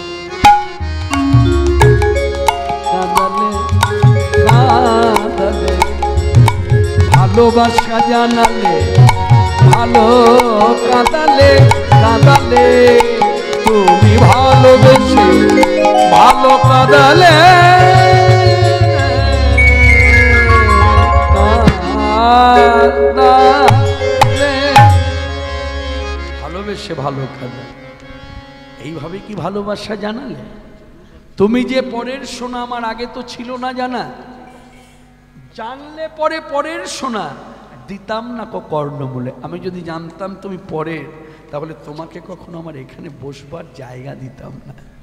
আজকে জায়গা দিয়েছি বলে, স্থান দিয়েছি বলে তুমি বসলে, বসে আমার ভালোবাসার অমর্যাদা করলে। তাহলে নারীর কি গতি হয়? শেষ গতি কোথাও যখন দিশেহারা হয়ে পড়ে, চারিদিক অন্ধকার, কোথায় যাব, কি করব, অবশেষে পতিতা পল্লী। এই সেই লক্ষ্যহীরা। আজকে সাধুর কুটিরে দাঁড়িয়ে নিজেকে বললেন, সাধু আজ আমি খুব ধন্য মনে করছি তোমার মতো সাধুর সঙ্গ পেয়ে, তাই তুমি আমায় চরণে ঠাই দাও। মা সত্যি করে বলবে একটা কথা, এই নিবিড় জঙ্গলের ভেতরে আমি একা ছিলাম, তুমি কেন এলে? পিতা আমার সত্য কথা আমি বলি, তোমার চরণ ধরে আমি এসেছি কৃষ্ণ চরণ পাবার আসে। মা, সত্যি তোমার মনের ইচ্ছে কৃষ্ণ চরণ পাওয়ার ইচ্ছে? সত্যি বলছো? সত্যি বলছি। তাহলে আমি যা বলবো তুমি তা করবে? করবো। শোনো, কৃষ্ণচরণ পাওয়ার ক্ষেত্রে তোমার প্রথম বাধা কোথায় জানো? প্রথম কাটা জীবনের কোথায় জানো? কোথায়? সেই কাটাটাকে উবড়ে ফেলতে হবে। বলুন বলুন, কোথায় বলুন, আমায় বুঝিয়ে দিন, না হলে আমি তো অন্ধ, আমায় পথ দেখায়। বলবো, তোমার এই সুন্দর কেশদাম, হ্যাঁ, এই কেশদামের জন্য তোমার এত আকর্ষণ, যার জন্য তোমার কৃষ্ণচরণ পাওয়া হচ্ছে না। তাহলে আমি প্রথমেই বলবো, কৃষ্ণচরণ পেতে হলে তোমার মুন্ডিত মস্তক, মানে মাথায় কোনো চুল থাকবে না। পারবে? পারবো, পারবো। কথা দাও? কথা দিলাম। আর কি করতে হবে বলুন? তারপর বলবো, এই যে গণিকা বৃত্তি করে যা সঞ্চয় করেছো সব ব্রাহ্মণদের ডেকে এনে বিলিয়ে দাও। পারবে? পারবো। শীঘ্র করে যাও, কার্যগুলো করে এসো। এই শীঘ্র করে কার্যগুলো করে স্নান করে নতুন কাপড় পরে ঠাকুর হরিদাসের পায়ের কাছে এসে একেবারে নতজানু হয়ে হাঁটু গেড়ে হাত জোর করে বলছে, ভিক্ষা চাইছে, দিন। কৃষ্ণ প্রেম, কৃষ্ণ ভক্তি। মা, তোমার দেহের পাপ তাপ সব দূর হবে একবার যদি আমার সঙ্গে বলতে পারো। বলো, হরে কৃষ্ণ হরে কৃষ্ণ হরে কৃষ্ণ কৃষ্ণ কৃষ্ণ হরে হরে হরে হরে হরে রাম হরে রাম হরে রাম হরে রাম রাম রাম রাম হরে হরে। গণিকা লক্ষ গিরা হইল পরম মহান্তি, লক্ষ গিরা হইল পরম মহান্তি, কোটি কোটি বৈষ্ণব দর্শনে জানতি। কোটি কোটি বৈষ্ণব তার দর্শনে জানতি। মনে রাখবেন, কলকাতার গণিকা পল্লীতে পদাবলী কীর্তন না হোক, ভাগবত পাঠ না হোক, রামায়ণ না হোক, মহাভারত না হোক, বেদাদি পুরাণ পাঠ না হোক, যজ্ঞাদি কর্ম না হোক, বৎসরে একবার হরিনাম হয়। কলকাতার বিকে পাল এভিনিউ পতিতাপল্লী, সেখানেও হয় হরিনাম যজ্ঞ। বলে দিই আপনাদের, বউবাজার পতিতাপল্লী, সেখানেও হরিনাম যজ্ঞ হয়। এবং আমার ভাগ্য বলে সেখানে একবার কীর্তন করবার সৌভাগ্য হয়েছিল। শুধু তাই নয়, বসিরহাটও হয়। বসিরহাট, উত্তর 24 পরগনা, একেবারে থানার পাশেই পতিতাপল্লী। যে কটা দিন পতিতাপল্লীতে হরিনাম যজ্ঞ হয়, সংকল্প করে, আবার সংকল্প করে বৈষ্ণব আনা হয়, বৈষ্ণবের হাতে তুলে দেওয়া হয় সেবিত কার্য, ঠিক ঠিক নিয়মে। ততদিন কপাট বন্ধ থাকে, বাইরে কারোর প্রবেশ নিষেধ, কেউ প্রবেশ করতে পারবে না। এবং ততদিন তারা নিরামিষ আহার করে, তারা অন্য কিছু পায় না। এমনও ঘটনা আছে। মনে রাখবেন, তখনকার সময় যদি ফেসবুক থাকতো, ছোট্ট ছোট্ট এরকম ইউটিউব চ্যানেলের মিডিয়া থাকতো, কতদিন আগে আপনারা জানতে পারতেন এই হয়। যেমন একটা কথা আপনাদের এই দৃষ্টান্ত স্বরূপ বলি, দেখবেন এখন ফেসবুকে যদি কুকুর গান করে, দেখবেন কত মানুষ ভাইরাল হয়ে যায়, লাইক করে, সবাই বলা বলি করে, দেখেছো 2024 সাল, হ্যাঁ দেখেছো বর্তমানে কুকুরও গায়। শুনুন, এই যে কুকুর গান করছে না, এ তো শুধু বলছে ঘরের ছেলে মেয়ে রেওয়াজ করছে, সারেগামা পাদানিসা করে, কুকুরও আচ্ছা বলুন তো, কুকুর শব্দ উচ্চারণ করছে? বলছে না। শুনবেন, ইতিহাস শুনবেন। সেনে শিবানন্দ কি ভাগ্যবান, সেনে শিবানন্দ কি ভাগ্যবান। আনুমানিক 540 বছর পিছিয়ে যান, আনুমানিক 540 বছর পিছিয়ে যান, তখনকার সময়ের ঘটনা। সেনে শিবানন্দ কি ভাগ্যবান, সেনে শিবানন্দ কি ভাগ্যবান। যার বাড়ির কুকুরে গায় কৃষ্ণ নাম, আমরা মানুষ হয়েও গাইলাম না। যার কুকুরে গায় কৃষ্ণ নাম, আমরা মানুষ হয়েও গাইলাম না। যার বাড়ির কুকুরে গায় কৃষ্ণ নাম, সেনে শিবানন্দ কি ভাগ্যবান। কপদ কপদি নাচিছে গাগিছে নব নব ঘন তালে। সব তাহলে পশু পাখি কীট পতঙ্গ জন্তু জানোয়ার তারা গান গেয়েছে, কৃষ্ণ কথা বলেছে। ঝাড়খণ্ডের পথে যখন মহাপ্রভু যাচ্ছে, তখন ব্যাঘ্র কৃষ্ণ কথা বলছে। মনে রাখবেন, সেই সময় যদি ফেসবুক থাকতো, তাহলে ঘটনাটা আপনার সত্য বলে মনে হতো। ফেসবুক মিডিয়া, এরকম ছোট্ট ছোট্ট মিডিয়া বন্ধুরা ছিল না, তাদের হাতেও যন্ত্র ছিল না। হরে কৃষ্ণ। মিডিয়া বন্ধু এলে আমার আনন্দ হয়, মিডিয়া বন্ধুরা আসুক, কেন সর্বত্র কীর্তন ছড়িয়ে পড়ুক, এমনও রাজ্য আছে সেখানে কীর্তন হয় না। আর বাঙালিরা, কোনো এক বাঙালি সেখানে সেই রাজ্যে থেকে কর্ম করে খায়, তারও ইচ্ছা হয় 24 প্রহরে কীর্তন হয়, তখন সেই সময় যেতে পারি না। সেই কীর্তন যদি আমার ভাগ্য হতো দেখা, ইউটিউব চ্যানেলের মাধ্যমে সে বসে বসে দেখে, ভিন্ন রাজ্যে বসে দেখে, ভিন্ন দেশে বসে দেখে। গণিকা লক্ষ ক্রীড়া হইল পরম মহান্তি, গণিকা লক্ষ ক্রীড়া হইল পরম মহান্তি, কোটি কোটি বৈষ্ণব দর্শনে যান্তি, কোটি কোটি বৈষ্ণব তার দর্শনে যান্তি। বৈষ্ণবেরা গেল দর্শনে, শুধু দর্শন নয়, শুয়ে পড়ে লক্ষ্মীহীরাকে ভক্তি করলো। কেন বলুন তো? লক্ষ্মীহীরার পতিতা নেই, লক্ষ্মীহীরা এখন মহান্তি হয়ে গেছে, মানে মোহ তার মধ্যে ছিল, সেই মোহগুলোকে শেষ করেছে নিজের হাতে। হ্যাঁ, নিজের একটা ইচ্ছা না থাকলে হয় না এইরকম, তা নিজের ইচ্ছাতে শেষ করেছে, শেষ করে এখন একটা মোহ নিয়ে সাধনায় বসেছে। সেই মোহটা কি? কৃষ্ণ চরণামায় পেতেই হবে। যার জন্য এই লক্ষ্মীহীরার মাথার চুল, মনে রাখবেন, এই চুল পরবর্তীকালে পুরীতে জগন্নাথের মন্দিরের গর্ভগৃহের ভেতরে পাওয়া গেল। পুরীর আদিবাসী পান্নারা এই চুল সংগ্রহ করে একটা থলের ভিতরে রাখলো, সেই থলের নাম দেওয়া হয়েছে লোটনী হীরা। পরবর্তীকালে ভগবান চৈতন্যদেব যখন মায়ের আদেশ নিয়ে পুরীতে গেলেন, তিনি গিয়ে আদিবাসী পান্নাদের জিজ্ঞাসা করেছিলেন যে আপনারা যে লক্ষ্মীহীরার চুলটা সংগ্রহ করে রেখেছিলেন লোটনী হীরা, ওই থলেটা আমাকে একটু দিন, আমি মাথায় স্পর্শ করতে চাই। তা জিজ্ঞাসা করেছিলেন আদিবাসী পান্ডারা, আপনি স্পর্শ করে কি করবেন? বলে স্পর্শ করে আমি কৃষ্ণ প্রেম ভক্তি লাভ করতে চাই। তাই হরি হরি ঠাকুর হরিদাসী কৃপাপ্রাপ্ত। তা সেই লক্ষ্মীহীরাকে উদ্ধার করে ঠাকুর হরিদাস পায়ে হেঁটে এলেন হুগলি জেলা আদিসপ্ত গ্রামের পাশে গ্রাম চাঁদপুর গ্রাম, সেখানে বসে হরিনাম প্রচার। সেখান থেকে হরিনামে নিয়ে হেঁটে হেঁটে চলে গেলেন ফুলিয়ায় গিয়ে সকলকে নিয়ে হরিনামে মাতল।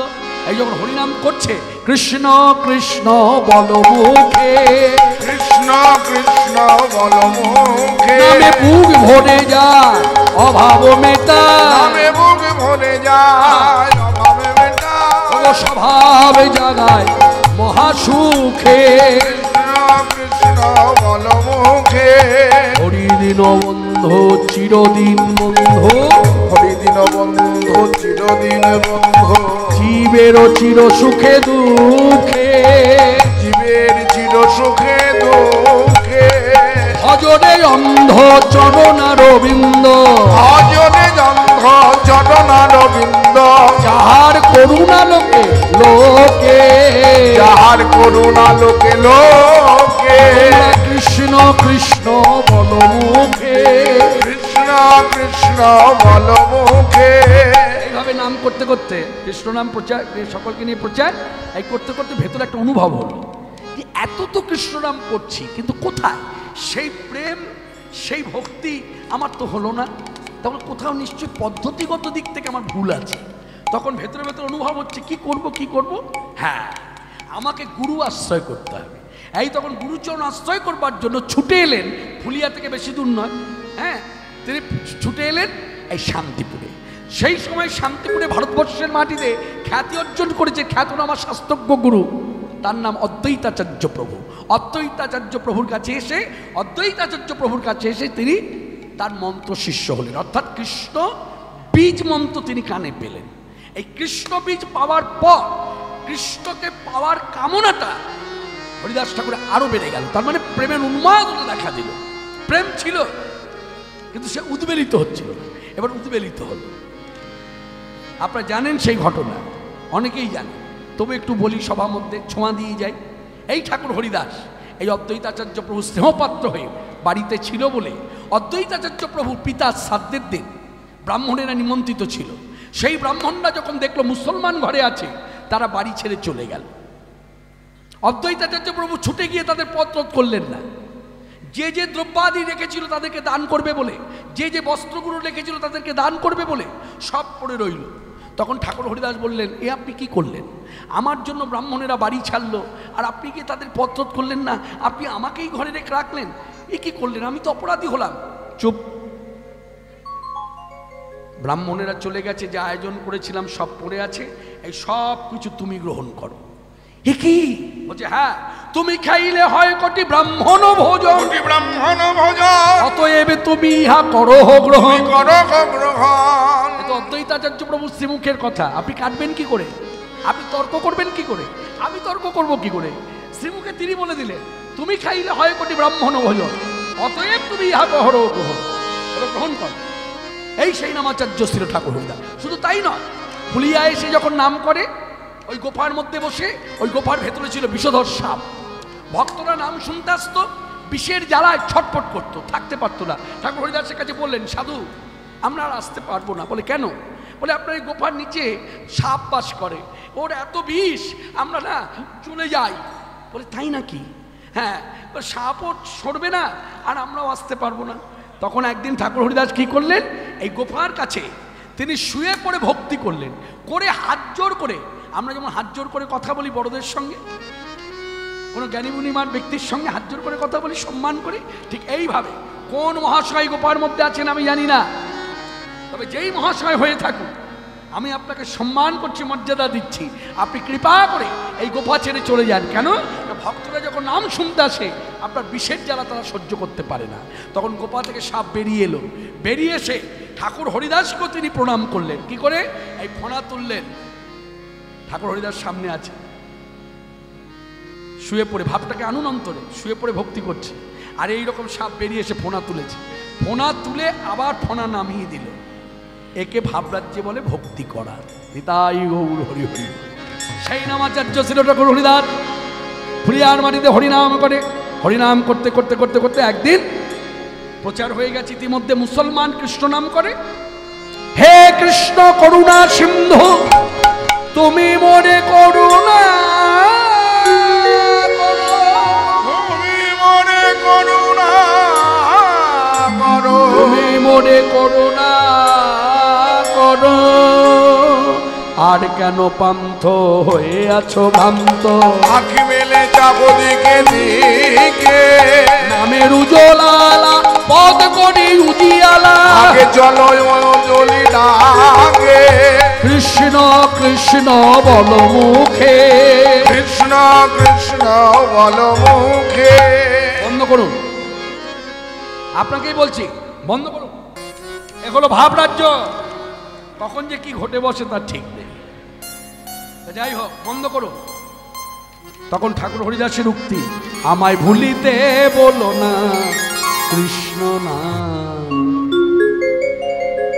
আমায় ভুলিতে বলো না কৃষ্ণ না, কৃষ্ণ নামে মো প্রাণের প্রাণ, কত মধু প্রাণারা, কত সুধা মাখা মধুর হরিনাম, জগতে নাই তার তুলনা, তাই বদন ভরে গায় অবিরাম কৃষ্ণ না হরিনাম। ভোলা কি গো যায়, ভোলা বড়দায়, ভোলা কি গো যায়, ভোলা বড়দায়, ভুলে ও ভুলিতে পারি না, পারি না, পারি না, ভুলিতে বলো না কৃষ্ণ না, আমায় ভুলিতে বলো না কৃষ্ণ নাম। বন্ধ করুন, বন্ধ করুন।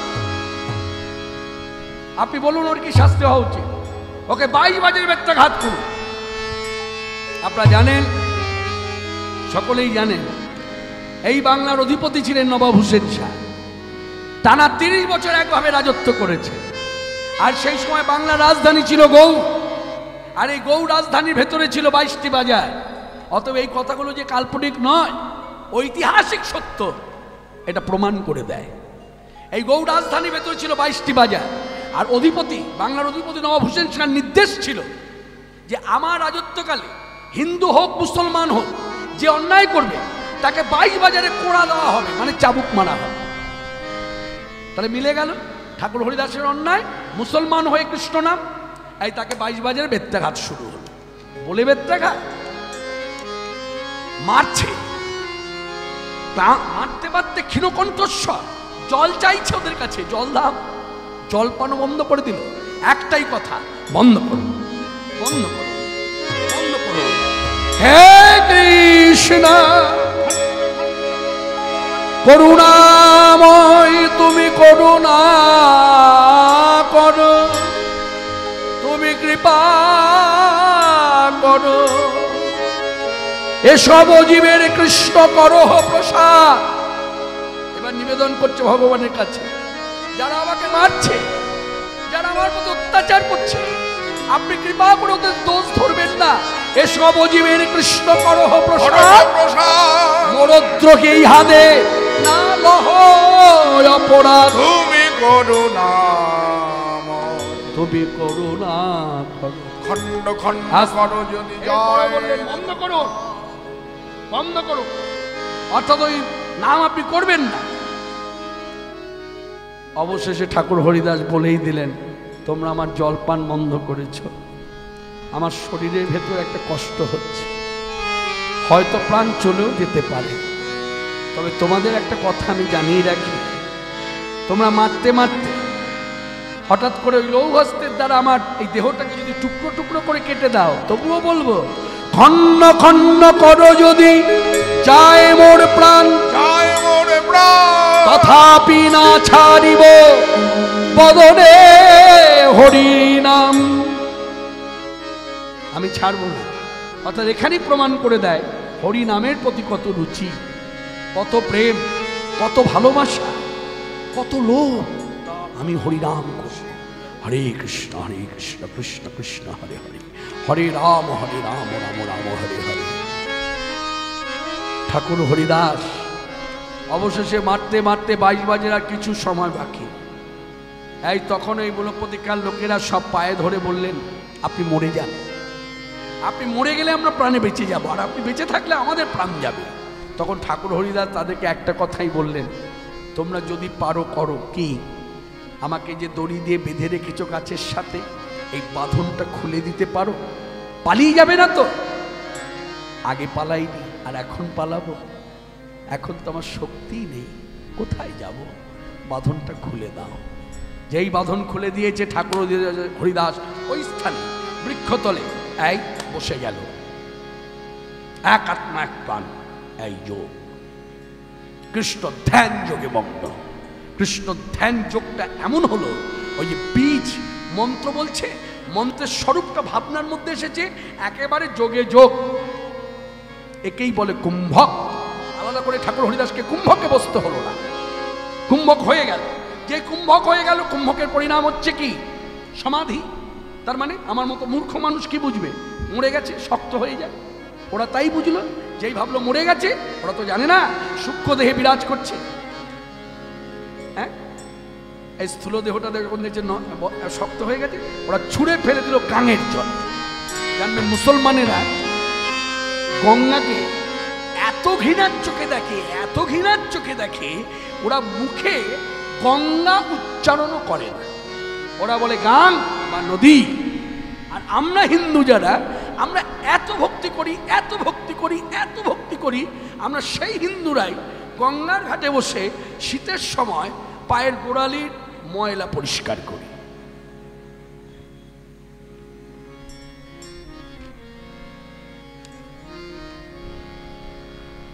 কথাটা সবাই শুনলেন তো? কথাটা খুব সত্য কথা। মা গঙ্গাকে আমরা ভক্তি করে বলি পতিত পাবনী গঙ্গা, মুখেই বলি। পতিত পাবনী গঙ্গা যদি হয়, গঙ্গা মা, মা তো বেশ। তাহলে আমি ছেলে বা মেয়ে, আমার বয়স কত, আপনার বয়স কত, বেশ বয়সটা নিয়ে ভাবুন, ভাবলেন, বেশ। তাহলে প্রাপ্তবয়স্ক, প্রাপ্তবয়স্কা, বেশ। তাহলে মায়ের বুকে গিয়ে লাথি মারছেন কি করে? বলে কখন লাথি মারলাম, বুঝলেন না? ভাবরাজ্যের কথা। গঙ্গায় গিয়ে সাঁতার কেটে স্নান করা নিষেধ। গঙ্গা স্নানের নিয়মাবলিতে ব্রহ্মা এই ব্যাসদেব শ্রীমুখে যা বলেছেন, গণেশজি সামনে বসে তা কলম দিয়ে লিখেছেন। আমি খুব গোদা বাংলাটা ব্যবহার করছি, যার জন্য কলম বললাম। হ্যাঁ, চলতি কথায় এই বলছে, বলুন কি লিখবো? বলছে 1 নম্বরে নিয়মটা লিখুন। গঙ্গা স্নানের নিয়ম হচ্ছে, প্রথমে মা গঙ্গাকে ভালো করে দর্শন করতে হয়। 2 নম্বরে লিখুন, কি লিখব? লিখুন জগৎবাসী জানুক। 2 নম্বরে লিখুন চুম্বন করতে হয়। চুম্বন মানে সবাই অনেকেই বুঝতে পেরেছেন, অনেকে বুঝতে পারেননি। চুম্বন মানে হচ্ছে কি, এই যে করি না, এই হচ্ছে চুম্বন।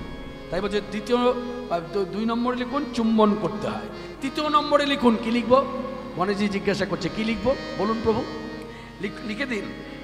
3 নম্বরে নিয়ম হচ্ছে আলিঙ্গন করতে হয়, যাকে এক কথায় বলে অবগাহন স্নান। অবগাহন স্নানের ভঙ্গিমাটাকে অনুভব করুন, দেখবেন দেখে মনে হবে যেন মা গঙ্গাকে আলিঙ্গন করছে। কীরকম দেখবেন, ব্রাহ্মণেরা যখন স্নানে নামে, নিষ্ঠাবান শাস্ত্রজ্ঞ ব্রাহ্মণ যারা, তারা দেখবেন জলে পা রেখে একটা ভেতরে অনুশোচনা হয়, মা ক্ষমা করো, তোমার বক্ষে পা রেখেছি, আমার যথেষ্ট বয়স হয়েছে, এই বয়সে মায়ের বুকে পা রাখা যায় না, ছোটোবেলায় তোমার বুকে পা রেখেছি, শুধু লাথিও মেরেছি, তখন দোষ ধরনি মা, কিন্তু এই বয়সে এসে পা রেখেছি, এতেই আমার অন্যায়, ক্ষমা করো। হ্যাঁ, এই পাটা যেন নড়াচড়া না করে তার জন্য এক জায়গায় পা জড়ো করে রাখে, জড়ো করে রেখে হাত দুটোকে ছড়িয়ে দেয়, ছড়িয়ে দিয়ে লক্ষ্য করুন ভাবটা, এই দেখুন ভঙ্গিমাটা, বলেছেন আলিঙ্গন। তাহলে এই যে জলটাকে কাছে টানছে এইরকম, এই হাতটা এইদিকে আসছে, একে আলিঙ্গন বলছে, তার মানে অবগাহন স্নান। এই 3 প্রক্রিয়া মেনে যে স্নান করবে, মা গঙ্গা তার পাপ গ্রহণ করবে। যার জন্য আমি কথাটা বললাম, মুসলমানেরা ঘৃণা করে, ঘৃণা করে তো ঘৃণা করে, যার জন্য গঙ্গা বলে না গাং বলে। আমরা হিন্দুরা ভক্তি করি, মুখেই করি। যদি ভক্তি করতাম তাহলে গঙ্গার ধারে বসে পায়ের গোড়ালি কখনো শীতকালে পরিষ্কার করতাম, গোড়ালির ময়লা, নখের ময়লা, তো মা গঙ্গা। যার জন্য বৈষ্ণবদের ব্রাহ্মণদের লক্ষ্য করবেন, তারা গঙ্গা স্নানে গিয়ে কীভাবে গঙ্গাকে স্নান করে। আজকে আমি বলবো এখানে সমাপ্তি করতে হবে কথা। চৈতন্য ভাগবত চৈতন্য চরিতামৃত, ঠাকুর হরিদাস ওই যে গাঙের জলে ফেলে দিল, ভাসতে ভাসতে ভাসতে ভাসতে ভাসতে ফুলিয়ার গঙ্গার ঘাটে এসে ঠেকলো। যেই ঠেকেছে ঠাকুর হরিদাস প্রাণ ফিরে পেয়েছে। ওই সূক্ষ্ম দেহটা, ওই সূক্ষ্ম প্রাণটা এসে স্থূল দেহের মধ্যে প্রবেশ করেছে। সবই ভগবত কৃপা, যেহেতু ভক্তচরিত কথা। এই তখন ঠাকুর হরিদাস তীরে উঠেই ওখানেই বসেছে, বসে হরিনাম করছে। সকাল হতে যারা গঙ্গা স্নানে এসেছে তারা থেকে চিনতে পেরেছে, পুলিয়ার লোক তো চেনে যে ঠাকুর হরিদাস, সবাই দেখে অবাক, এখনো বেঁচে আছে। এই তখন দেশময় সারা পড়ে গেল, ঠাকুর হরিদাস বেঁচে উঠেছে, হরিদাস বেঁচে উঠেছে, হরিদাস বেঁচে উঠেছে। গোবিন্দম আদি পুরুষম তমহং ভজামি। উলধ্বনি আদি পুরুষম তমহং ভজামি। গোবিন্দম আদি পুরুষম তমহং ভজামি। গোবিন্দম আদি পুরুষম তমহং ভজামি। দেশময় সারা পড়ে গেল, ঠাকুর হরিদাস বেঁচে উঠেছে। এখন ঠাকুর হরিদাস বেঁচে উঠেছে কথাটা শুনেছেন মূলক প্রতিকা। সে কি করেছে, নিজেই এসেছে, এসে একেবারে হাত জোর করে ভক্তি করে, এইরকম এইরকম হিন্দুরা যেমন ভক্তি করে এইভাবে হাত জোর করে ক্ষমা চাইছে, ক্ষমা করুন, আমাকে ক্ষমা করুন, আমার লোকদের ক্ষমা করুন, আমি না জেনে না বুঝে আমার লোকদের পাঠিয়েছিলাম, ওরা আপনার প্রতি অত্যাচার করছে, ওদেরও ক্ষমা করে দিন। আমি আপনাকে একটা কথা বলি, বাংলার যে কোনো প্রান্তে ঘুরে ঘুরে আপনি নাম প্রচার করুন, আমার এই যে আমি বর্তমানে থাকাকালীন কেউ বাধা দেবে না, এবং আমার অবর্তমানও কথাটা ঘোষণা রইল, বর্তমান অবর্তমান মিলিয়ে আমি বলছি, যদি কেউ বাধা দেয়, হ্যাঁ হ্যাঁ মুসলমান যদি সে হয়ে থাকে, আমি তাকে বর্জন করি, হ্যাঁ আমি বর্জন করি। তখন ঠাকুর হরিদাস মূলক প্রতীক্ষার দিকে তাকিয়ে বললেন, আপনি আপনার অনুভবের দ্বারা দেখে বুঝতে পারলেন যে আমি প্রচার করছি, কিন্তু না, আমি বলবো আমি নই, আমি নই, আমি জাগি, আমি ঘুমাই, আমি খাই, আমি পথে চলি, সবই তার কৃপায়। যার জন্য এই কথার উপরে দাঁড়িয়ে আমাদের রামদাস ওঙ্কারনাথজি, তিনি তার একটা গান আছে, সীতারাম দাস ওঙ্কারনাথ, সীতারাম দাস একটা সম্প্রদায় আছে, রামানুজ সম্প্রদায়, সেই সম্প্রদায়ের প্রধান তিনি ছিলেন গৃহী সাধু। তার শ্রীমুখের একটা গান আছে, একেবারে প্রযোজ্য, মিলে যাচ্ছে, যোগ হচ্ছে। যে পথে চালাবে সে পথে চলিব, যে কথা বলাবে সে কথা বলিব, যে পথে চালাবে সে পথে চলিব, যে কথা বলাবে সে কথা বলিব। আমায় যে পথে চালাবে সে পথে চলিব, যে কথা বলাবে সে কথা বলিব। দাও আমায় সেই প্রেম ভোগেতে বল, নাও কেড়ে না পাপ পুণ্য ফল। দাও আমায় সেই প্রেমে ভোগেতে বল, নাও কেড়ে নাও পাপ পুণ্য ফল। শরীরে হরি যাহা কিছু করি সকলই তোমারি, সকলই তোমার। শয়ন গমন নিশি জাগরণ কিছু নাই আমারি, কিছু নাই আমারি, কিছু নাই আমারি। সকলে তোমারে, কিছু না আমারে। সকলে তোমারি, সকলে তোমারি। 7 দিন ওই বুড়িয়ার মাটিতে একভাবে ঠাকুর হরিদাস ভাবাবিষ্ট অবস্থার মধ্যে রয়েছে। এমতো অবস্থার মধ্যে ইতিমধ্যে গৌর সুন্দর এসে গেছেন, নদীয়ায় অবতীর্ণ হয়েছে। কিন্তু ঠাকুর হরিদাস জানলেন কিভাবে? ঠাকুর হরিদাস ওই ভাবাবিষ্ট অবস্থার মধ্যে আছে। তখনই গৌর সুন্দর এসে ঠাকুর হরিদাসকে ডাকছে, হরিদাস। চৈতন্য ভাগবত, বৃন্দাবন দাস ঠাকুর, চৈতন্য চরিতামৃত কবিরাজ গোস্বামী পা, কি সিদ্ধান্ত! হরিদাস, হরিদাস কে? আমি চিনতে পেরেছ? গৌর সুন্দর সম্মুখে দাঁড়িয়ে, প্রভু, ওগো গোলকনাথ, গোলক হরি, তুমি তো ছিলে গোলকে, তুমি এই ভুলোকে। শীঘ্র আসিলাম তব দুঃখ সহিতে না পেরে। ভব দুঃখ সখিতে না পেরে। অত ভগবান শ্রীকৃষ্ণ চৈতন্য দেবের শ্রীমুখের বাণী। ভগবান গৌর সুন্দর শ্রীমুখে হরিদাস ঠাকুরকে বললেন, হরিদাস, আমার আসার আরো কিছু সময় বাকি ছিল, কিন্তু আমি তড়া করে এলাম তোমার জন্য। কেন জানো? তুমি হরিনাম করো বলে তোমার প্রতি অত্যাচার শুরু হলো। এমন অত্যাচার করছে, ওরা গাছের সাথে বেঁধে চাবুক মারছে, জল পান বন্ধ করে দিয়েছে, গালাগাল করছে, ও কথা বলছে। তোমার কষ্ট দেখে আমি সহ্য করতে পারলাম না। আমি সেই সময় কি করেছিলাম জানো? কি করেছিলে প্রভু? প্রথমে আমি কি করলাম জানো?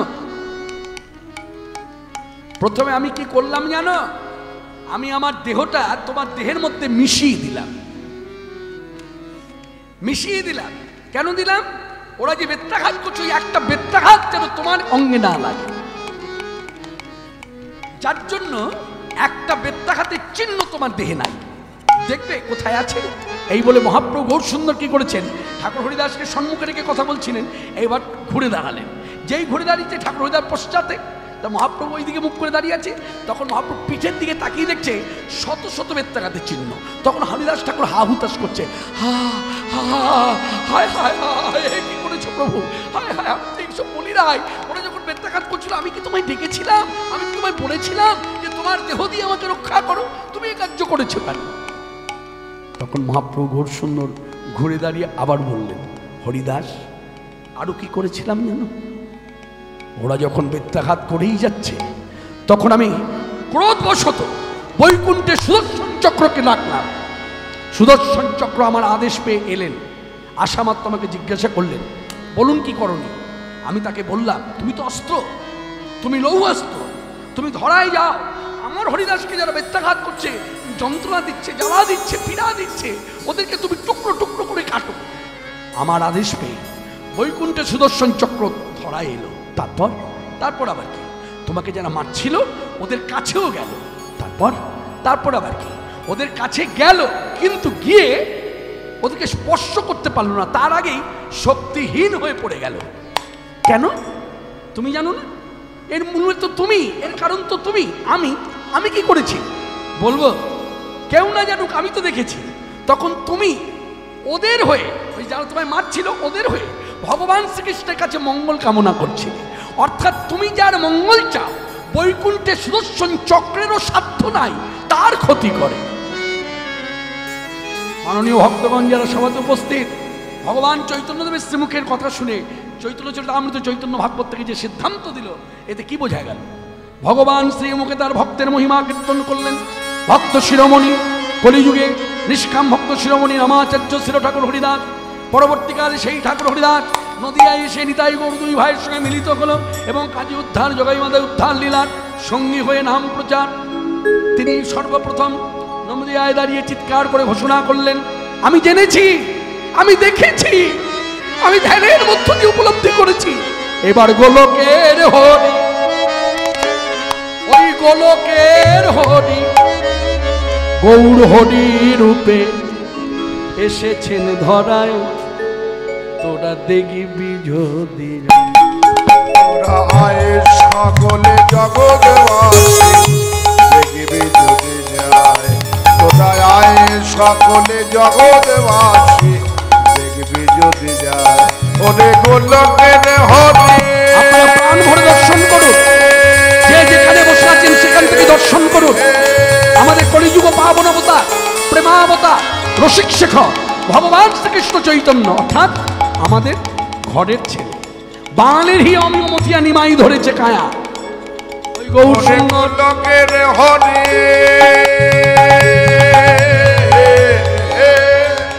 আপনি বক্তা হয়ে বললেন, যে যেখানে বসে আছেন, যে যেখানে দাঁড়িয়ে আছেন সেখান থেকে দর্শন করুন। কিভাবে হবে? আপন আপন গুরুপাদ পদ্ম হৃদে ধরে আগে প্রথমে গুরুপাদ পদ্ম দর্শন করুন চোখ বন্ধ করে। যেই গুরুপাদ পদ্ম দর্শন হয়ে গেল, এবার চোখটা খুলে দিন, দেখবেন সম্মুখে আমার গৌর সুন্দর ভগবান দাঁড়িয়ে, ভাবরাজ্য মানসে গোলকের হরি গৌর হরি রূপে, গোলকের হরি গৌর হরি রূপে এসেছেন ধরা, তোরা দেখবি যদি তোরা আয়ে সকলে জগৎবাসী দেখবি যদি যায়, তার রূপ অপরূপ কৃপার স্বরূপ, তার রূপ অপরূপ কৃপার স্বরূপ, তার দৃষ্টি সব ভাবে সবার, দৃষ্টি সমভাবে সবাই, মহানাম হরে কৃপা পারাবারে, মহানাম হরে কৃপা পারাবারে, মহানাম হরে মহানাম দাস মহানাম সাধনায় ভজনে, মহানাম হরে কৃপা পারাবারে, মহানাম হরে কৃপা পারাবারে, সকলে ভেসে যায়, ভেসে যায়, ভেসে যায়, ভেসে যায়, গোলকের হরি গৌর হরি গোলকের হরি গৌর হরি রূপে এসেছে ধরায়, তোরা দেখবি আজানু লম্বিত ভুজ কনকাবদাত সংকীর্তনৈক ভীতর কমলায়তর্ষ বিশ্বম্ভর যুগবর যুগ ধর্মপাল বন্দে জগৎ প্রিয় পদ করুণাবতার। শ্রী শ্রী চৈতন্য চরিতামৃত চৈতন্য ভাগবতকে হাত জোর করে মর্যাদা দিয়ে বলুন, সবাই হাত জোর করুন। চৌদিকে বৈষ্ণব মন্ডলী করে দিয়া করতালি, চৌদিকে বৈষ্ণব মন্ডলী করে দিয়া করতালি, প্রেমানন্দে হরি হরি বলে, হরি হরি হরি হরি বলে, সবাই বলে গৌর হরি বল, বলে গৌর হরি বল, চিরয়ানন্দে রোল গৌর হরি হরি বল, আনন্দ রোল গৌর হরি হরি বল, জয় রাধে রাধে গোবিন্দ জয়, রাধে রাধে গোবিন্দ জয়, হরে কৃষ্ণ কৃষ্ণ কৃষ্ণ কৃষ্ণ হরে হরে হরে রাম রাম রাম হরে হরে হরিপুরুষ জগদ্বন্ধু মহায় উদ্ধারণ চারিহস্ত চন্দ্রপুত্র হাকিটপত জয় প্রভু প্রভু প্রভু হে প্রভু প্রভু প্রভু হে অনন্তয় অনন্তময় প্রভু প্রভু প্রভু হে অনন্তয় অনন্তময় প্রভু প্রভু প্রভু হে প্রভু হে প্রভু হে প্রভু হে।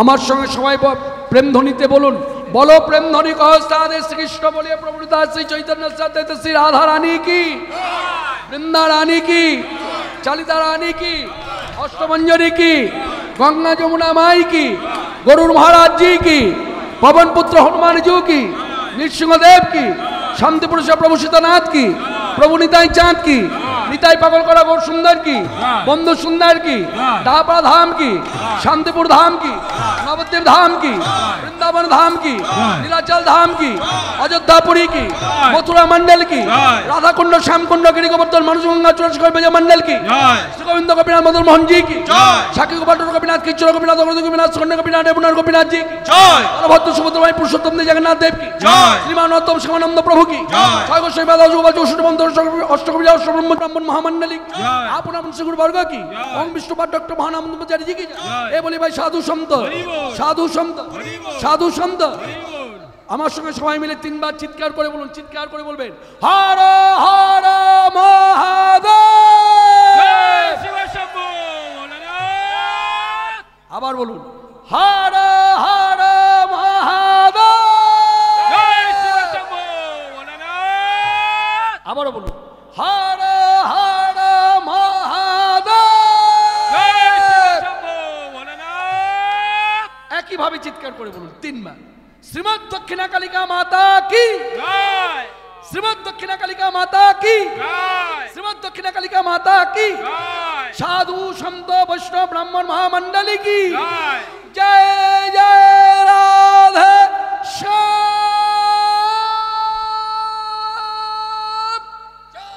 কহো